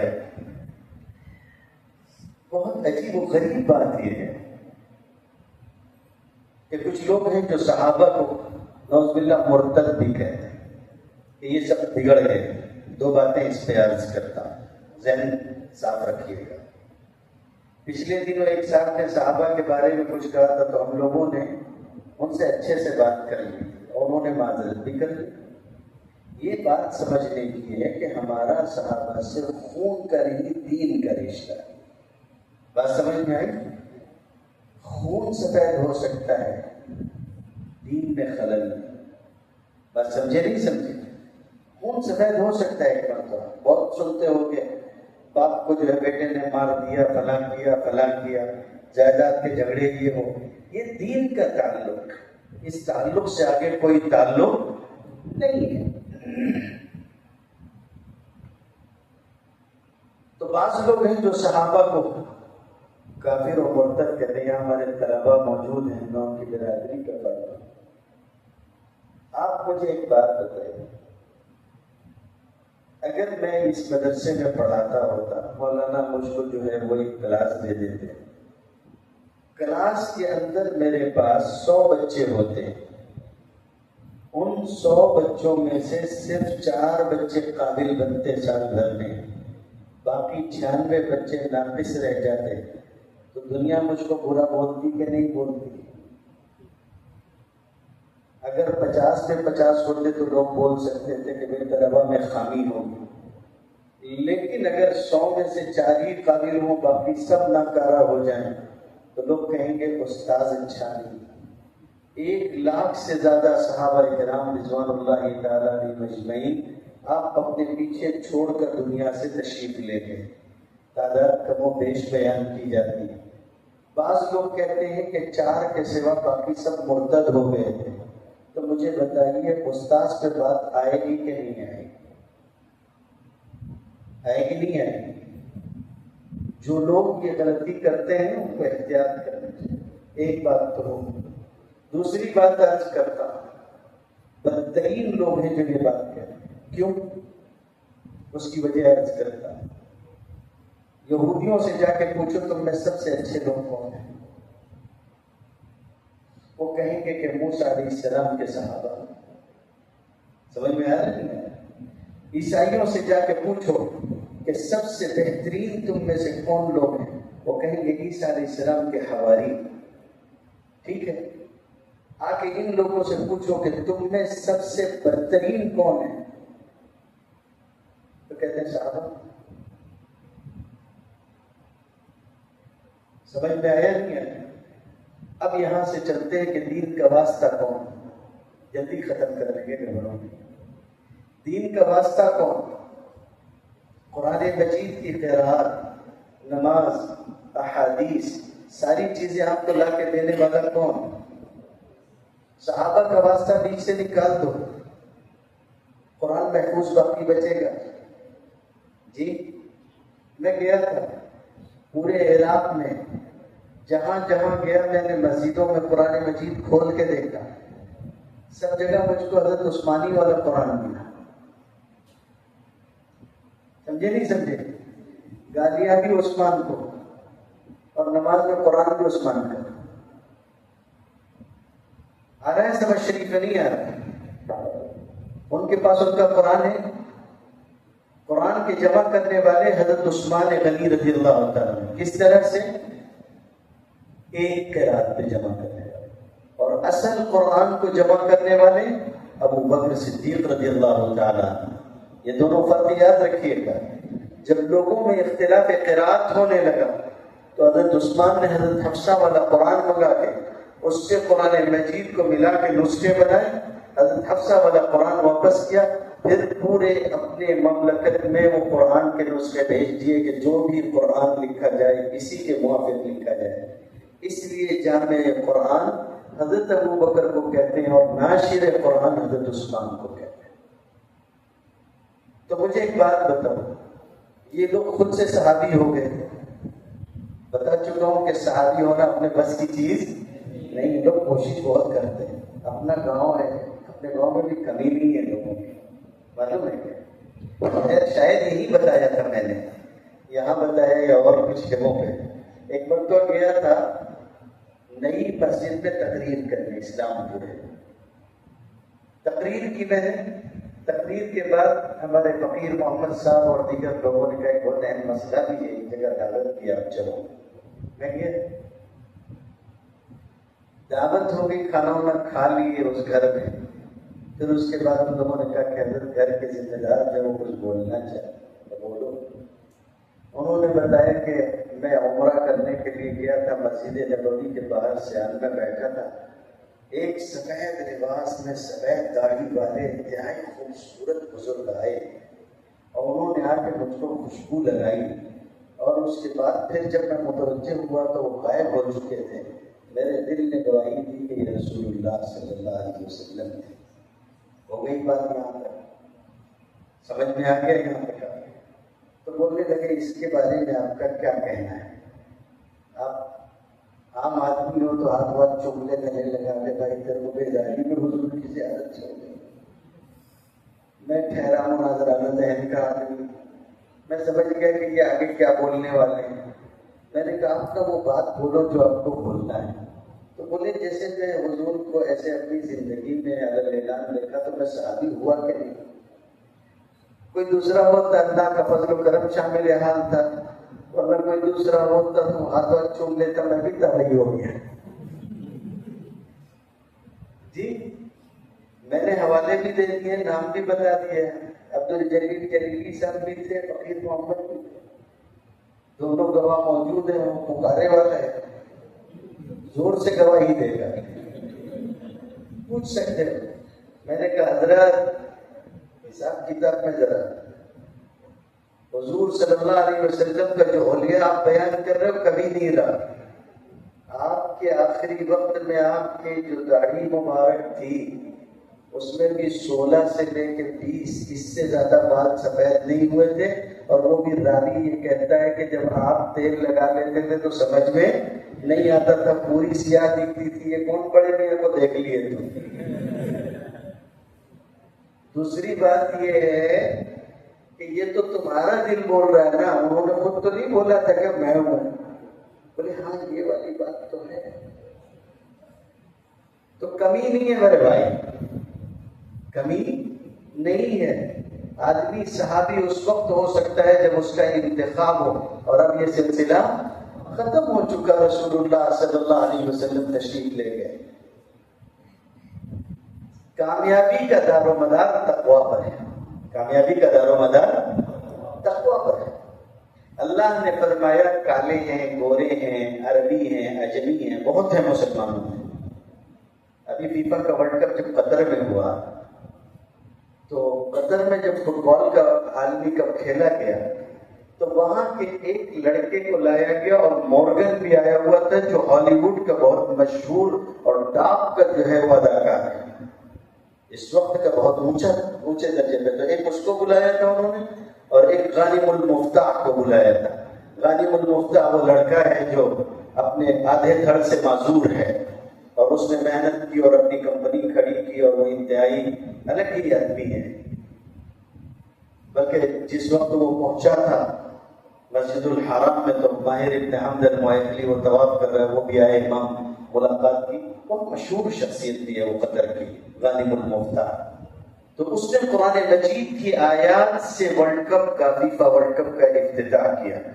جو آیت اس نے پڑھی وہ آیت یہ تھی کہ یا ایھا الناس انا خلقناکم من ذکر و انثی وجعلناکم شعوبا وقبائل لتعارفوا. اے لوگوں, ہم نے تم کو ایک مرد اور ایک عورت سے پیدا کیا ہے اور تم نے کنبے قبیلے ذات برادریاں اس لیے بنائی ہیں تاکہ یہ تمہارے لیے تعارف کا ذریعہ ہو, یہ کوئی اونچ نیچ کا ذریعہ نہیں ہے. جب اس نے قرآن کی آیت پڑھ لی اور اس کا ترجمہ انگریزی میں کیا, مورگن اس کے پاس کھڑا ہوا تھا, اس نے حیرت سے جو ہے وہ اس کو دیکھا اور اس کے بعد جو تاثرات اور جن چیزوں کا اظہار اس نے کیا آپ دیکھ سکتے ہیں. قرآن مجید کی آیت انتہائی متاثر کرنے والی ہے اور صرف متاثر ہی نہیں کرتی ہے, لوگ دیکھتے ہیں ایک دوسرے کے بازو میں لوگ کھڑے ہو جاتے ہیں. یہ دیکھ کے لوگوں کو حیرت کی انتہا نہیں رہتی ہے کہ بادشاہ بھی کھڑا ہوا ہے, عام آدمی بھی کھڑا ہوا ہے, نماز میں سب ایک ساتھ ہیں. اسی آیت کا ایک حصہ ہے ان اکرمکم عند اللہ اتقاکم. اللہ کے یہاں تم میں سب سے زیادہ عزت دار وہ ہے جو سب سے زیادہ متقی ہے. سمجھ میں آ گئی نا؟ اور اسی صورت کے شروع میں اللہ نے فرمایا ہے کہ یہ جن کو ہم نے صحابہ بنایا اولئک الذین امتحن اللہ قلوبہم للتقوی, ان لوگوں کے دلوں کے تقوی کا امتحان اللہ لے چکا. میں آپ ہوتے, کوئی دوسرا ہوتا, کوئی دیوبندی ہوتا, بریلوی ہوتا, وہ امتحان لیتا تو تم بول سکتے تھے کہ ڈنڈی ماری جا سکتی ہے. امتحان لینے والا وہ ہے جسے کسی قسم کا کوئی دھوکہ نہیں دیا جا سکتا. سمجھ میں آئے؟ صحابہ اس امتحان میں پاس ہو کے آگے آئے تھے. اور پھر اس کے بعد آگے کی بات میں آپ سے عرض کرتا ہوں کہ صحابہ اکرام رضوان اللہ تعالی علیہم اجمعین کے لیے اللہ نے فرمایا وَكُلًّا وَعَدَ اللَّهُ الْحُسْنَى. اللہ نے ہر صحابی کے لیے خوبی کا وعدہ کیا ہے. قرآن خود تفسیر کرتا ہے. تفسیر کی سب سے عالی شان قسم جو ہے وہ تفسیر القرآن بالقرآن ہے. قرآن کی تفسیر قرآن سے. جیسے آپ کہتے ہیں اهدنا الصراط المستقیم, صراط الذین انعمت علیہم, اللہ ہم کو سیدھے راستے پہ رکھے, ان کے راستے پہ جن کے اوپر آپ کا انعام ہوا. محمد علی مرزا پہ ہوا جی, پھر کس پہ ہوا؟ کل سے بولنا شروع کر دیجیے. اولئک الذین انعم اللہ علیہم انعمت علیہم کی جگہ بولیے محمد علی مرزا, اس کے راستے پہ اللہ چلا گیا. جیسے میں آپ سے عرض کروں کہ خدا نہ خواستہ کسی دن یہاں درد ہونے لگے, یہاں نہیں, دل یہاں ہونا ہے. سمجھ میں آئی بات؟ یہاں درد ہونے لگے, زور کا درد ہوتے ہیں, اور زور کے درد کے بعد آپ جو ہے وہ لگ جائے کہ اگر میں نے ذرا آناکانی کی تو مسئلہ گمبھیر ہو جائے گا. تو ایسے میں آپ یہ کیجیے گا کہ ڈھونڈیے گا کہ آپ کے محلے میں سب سے اچھا گتے دار کون ہے. گتے دار سمجھتے ہیں وہ جو راج میں ماں ہوتے ہیں, مستری لوگ ہوتے ہیں نا, اور ڈھونڈیے گا سب سے اچھا گتے دار کون ہے, ٹھیکیدار جو مکان بناتا ہو. اس کے پاس جا کے پوچھیے گا کہ یار ادھر درد ہو رہا ہے تو اس کا علاج کیا ہے. میرا یہ مشورہ قبول کیجیے گا, ضرور اسی پہ عمل کیجیے گا. اس کا نتیجہ کیا ہوگا؟ اس کا نتیجہ کیا ہوگا؟ آپ فوت ہو جائیں گے, فقیر محمد آئے گا. ہاں, تو اس میں غلط کیا ہے بھائی؟ جب دین آپ انجینئر سے لے سکتے ہو تو دوا گتے دار سے کیوں نہیں لے سکتے؟ سمجھا نہیں سمجھا؟ دین کس سے لوگے؟ عالم سے، انجینئر سے؟ اس بیچارے کا عالم تو یہ کہ قرآن مجید کی آیات ٹھیک سے نہیں پڑھ پاتا، ایسی ایسی غلطیاں کرتا ہے کہ امام بنا دیا جائے تو نماز فاسد کرتے ہیں. یہ عالم ہے اس میں. صحابہ کرام رضوان اللہ تعالی علیہ مجمعین کے جو بھی مشاجرات میں جو حالات ہوئے ہیں وہ گزر چکے، اور انہوں نے جو کیا اور ساری چیزیں اللہ کا انتخاب تھے، وہ اس دنیا سے رخصت ہو چکے. وَكُلًّا وَعَدَ اللَّهُ الْحُسْنَى، اللہ نے ان میں سے ہر ایک سے خوبی کا وعدہ کیا. قرآن تفسیر کر رہا ہے. اب قرآن تفسیر کر رہا ہے، انعام والے لوگ کون ہیں؟ جو قرآن نے کہا اولئک الذین انعم اللہ علیہم من النبیین والصدیقین والشہداء والصالحین. سمجھ میں آ گئی بات؟ یہ لوگ ہیں. ایسے ہی الحسنى، اس کا مطلب کیا ہوگا؟ قرآن مجید نے دوسری جگہ کہا للذین احسنوا الحسنى وزیادہ، جن لوگوں نے نیکیاں کی ان کے لیے حسنہ یعنی جنت ہے. تو اللہ نے فرمایا وَكُلًّا وَعَدَ اللَّهُ الْحُسْنَى، سارے صحابیوں سے اللہ نے خوبی کا وعدہ کیا ہے. حسنہ، کون سی خوبی؟ جنت ملے گی. اسی لیے یہ جملہ اختیار کیا گیا کہ ہر صحابی نبی جنتی، کیونکہ وعدہ سب سے ہے. ان میں سے کوئی بھی ایک بھی ایسا نہیں ہے جو جنتی نہ ہو. بولے وہ آپس میں لڑے اور تیری طرح لڑے، تم جیسے لڑتے ہو ویسا لڑے. اجتہادی غلطی تھی، آپس میں جو بھی اختلاف ہونا تھا ہوا. یہی وجہ ہے کہ حضرت علی سے کسی نے پوچھا لوگ آپ کے ساتھ لڑے، آپ کے ساتھ لڑنے کے بعد پھر کیا کہتے ہیں آپ؟ تو حضرت علی نے فرمایا دونوں طرف سے، ادھر کے بھی اور ادھر کے بھی، جو بھی نیک نیتی کے ساتھ آئے تھے یہ سب جنتی. اب بولیے کیا کریں گے؟ ان کے بھی جنازے پڑھے، اپنوں کے بھی جنازے پڑھے. جنگ ہوتی تو مال غنیمت اٹھاتے ہیں نا. حضرت علی نے کہا خبردار کوئی کسی کا مال نہیں اٹھائے گا. یہ جنگ کفر اور اسلام کے سبب نہیں تھی، ایک اجتہادی خطا پہ تھی. تو صحابہ کی بات لے کے ان کی عظمت کے خلاف کوئی بات کہنا، اس کا اختیار کسی کو نہیں. امت کا متفقہ مسئلہ ہے کہ سارے صحابی جنتی ہیں، اور ان کے حق میں اس طرح کا کوئی جملہ نہیں کہا جائے گا. آخری 2-3 باتیں عرض کرتا ہوں سبھی کی طبیعت کے لیے، تاکہ سب کی طبیعت درست ہو. بعض لوگ ماتم کرتے ہیں، دیکھا دیکھی ہمارے لوگ بھی کر رہے ہیں، ہمارے مسلک کے نہیں کرتے، نہیں کرتے ہیں. یا حسین بولو نا، جملہ منہ پہ آتے آتے رہ جاتا نا. یا حسین ہم نہیں تھے، ماتم کرتے ہیں. اور وہ چوری والا ماتم بھی کرتے ہیں، چاقو زنی، زنجیر زنی کرتے ہیں. پڑوس کے ایک عالم کو سن رہا تھا، انہوں نے کہا کہ ایک مرتبہ ایک شیعہ سے میں نے پوچھا ماتم ہی کرنا ہے؟ ٹھیک ہے کرو، کوئی بات نہیں. چاقو کیوں چلاتے ہو؟ زنجیر زنی کیوں کرتے ہو؟ اور وہ بھی اس طریقے سے کہ اوپر کا لباس اتارتے ہیں، پیٹھ کھلی رکھتے ہیں، اس پہ زنجیر چلاتے ہیں، چاقو چلاتے ہیں. بولنے لگے کہ اصل میں یہ پتہ نہیں ہوتا ہم کیوں ماتم کر رہے ہیں لوگوں کو، اور یہ چاقو والا ماتم کر رہے ہیں تو لوگ ہم پہ اعتراض کرتے ہیں. اصل میں ہماری محبت ہے حضرت حسین سے، ہماری محبت ہے حضرت حسین سے. ہم پورے جسم پر خنجر یا چاقو اس لیے مارتے ہیں کہ ہم کو یہ احساس رہتا ہے شاید یہاں لگا ہوگا، شاید یہاں لگا ہوگا، شاید یہاں لگا ہوگا. تو محبت میں ہم ہر جگہ مارتے ہیں تاکہ کہیں بھی لگا ہو تو آج ان کی اتباع نصیب ہو جائے. بات سمجھ میں آ گئی؟ تو انہوں نے کہا کہ جسم پہ خنجر کہاں کہاں لگے تھے یہ تو اختلافی ہے، مگر گلا کٹا تھا یہ اتفاقی ہے.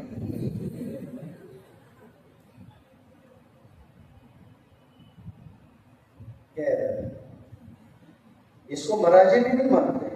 اہل تشیع کے جو مراجع ہیں وہ نہیں مانتے، وہ منع کرتے ہیں کہ اس طرح ماتم نہیں کیا جائے گا. پڑوس میں جواد نقوی صاحب ہیں، شیعوں کے بڑے عالم ہیں، ان کا بہت بڑا ادارہ ہے.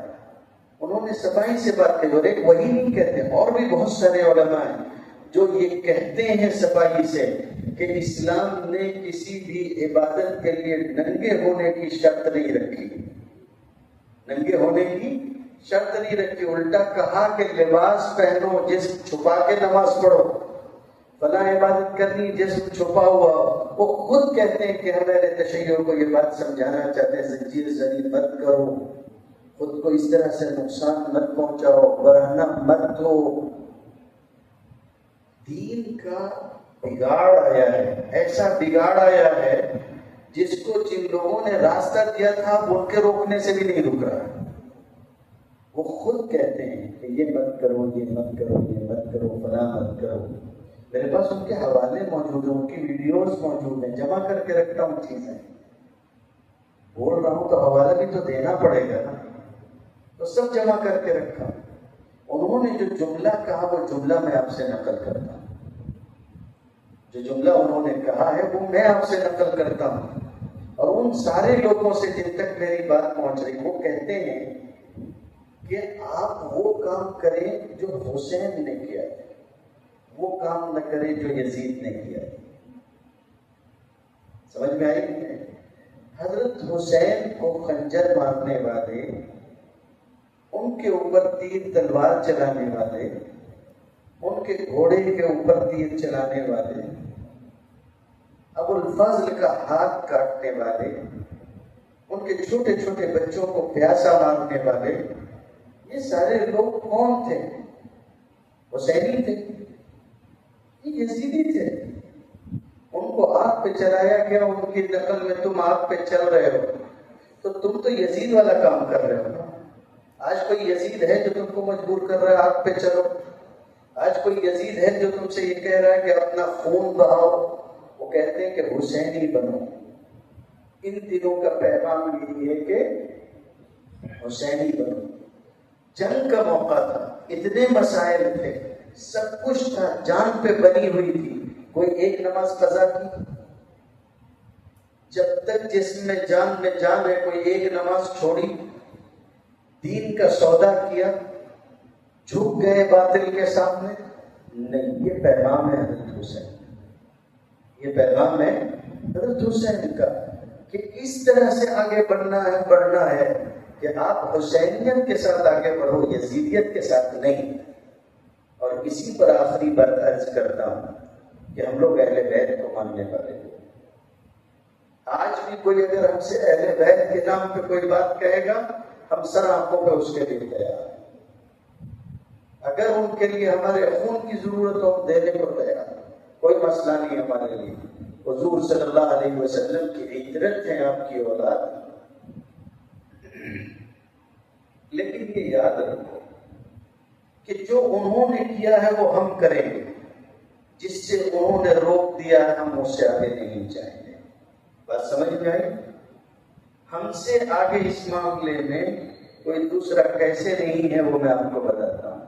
اہل سنت والجماعت، بریلوی ہوں، دیوبندی ہوں، اہل حدیث غیر مقلد حضرات ہوں، کوئی بھی ہوں، سب یہ مانتے ہیں کہ حضرت معاویہ صحابی، سب یہ مانتے ہیں کہ حضرت معاویہ صحابی رضی اللہ تعالی عنہ۔ ہم ان کو برا نہیں بولتے، یزید ان کا بیٹا ہے، ہم اس کو اچھا نہیں بولتے۔ بات سمجھ میں آ رہی ہے؟ اب اس کو اہل بیت کے پیمانے سے سمجھو۔ ہم لوگ وہ ہیں کہ حضرت حسن خلیفہ تھے، حضرت حسن نے دیکھا کہ امت کا اور خون نہ بہے، انہوں نے حضرت معاویہ سے صلح کی اور خلافت معاویہ کو دے دی۔ حضرت حسن نے دی، اپنا ہاتھ معاویہ کے ہاتھ میں دے کے بیعت کر لیا، ہم نے بھی معاویہ کو مان لیا اور تسلیم کیا، اس لیے کہ حسن بیچ میں ہے، اہل بیت ہیں۔ یزید نے اپنا مطالبہ پیش کیا، حضرت حسین نے ہاتھ یزید کے ہاتھ میں نہیں دیا۔ جس کے ہاتھ میں اہل بیت نے ہاتھ دیا ہم نے اس کو مانا، جس کے ہاتھ میں اہل بیت نے ہاتھ نہیں دیا ہم نے اس کو نہیں مانا۔ ہم یزید کو اچھا نہیں بولتے، ہم حضرت معاویہ کے خلاف کچھ سن نہیں سکتے۔ سمجھ میں آ گیا؟ یزید کا سہارا لے کے اگر کوئی حضرت معاویہ کو گالی دے گا نعوذ باللہ، تو اس کو حضرت نوح علیہ السلام کو بھی گالی دینا پڑے گی، ان کے بیٹے کو لے کر۔ بات سمجھ میں آئی نہیں ہے؟ بیٹے کا قصور باپ کے اوپر نہیں جاتا. صحابہ سارے کے سارے عادی اور جنتی ہیں. کسی کہنے والے کے کہنے میں بتائیے اور کسی دھوکہ دینے والے کے دھوکے میں مبتلا مت ہوئیے. بس اتنا یاد رکھیے کہ حسین ہوں، حسن ہوں، ان کی والدہ محترمہ حضرت فاطمہ ہوں، حضرت علی ہوں رضوان اللہ تعالی علیہم اجمعین، خلفائے راشدین ابو بکر و عمر و عثمان و علی رضوان اللہ تعالی علیہم اجمعین، حضرت حسن، حضرت امیر معاویہ ہوں، یہ سب کے سب ہوں یا ان کے بعد آگے سارے صحابہ ہوں، ان میں سے ہم کسی ایک کو برا نہیں کرتے. ان کے بارے میں اپنی زبان پاک و صاف رکھتے ہیں اور یہ مانتے ہیں کہ یہ سب کے سب صحابی اور صحابیات تھے. اللہ تعالیٰ ان کے طریقے پہ چلنے اور ان کے طریقے پہ دنیا سے رخصت ہونے کی توفیق عطا فرمائے. وآخر دعوانا الحمد للہ رب العالمین.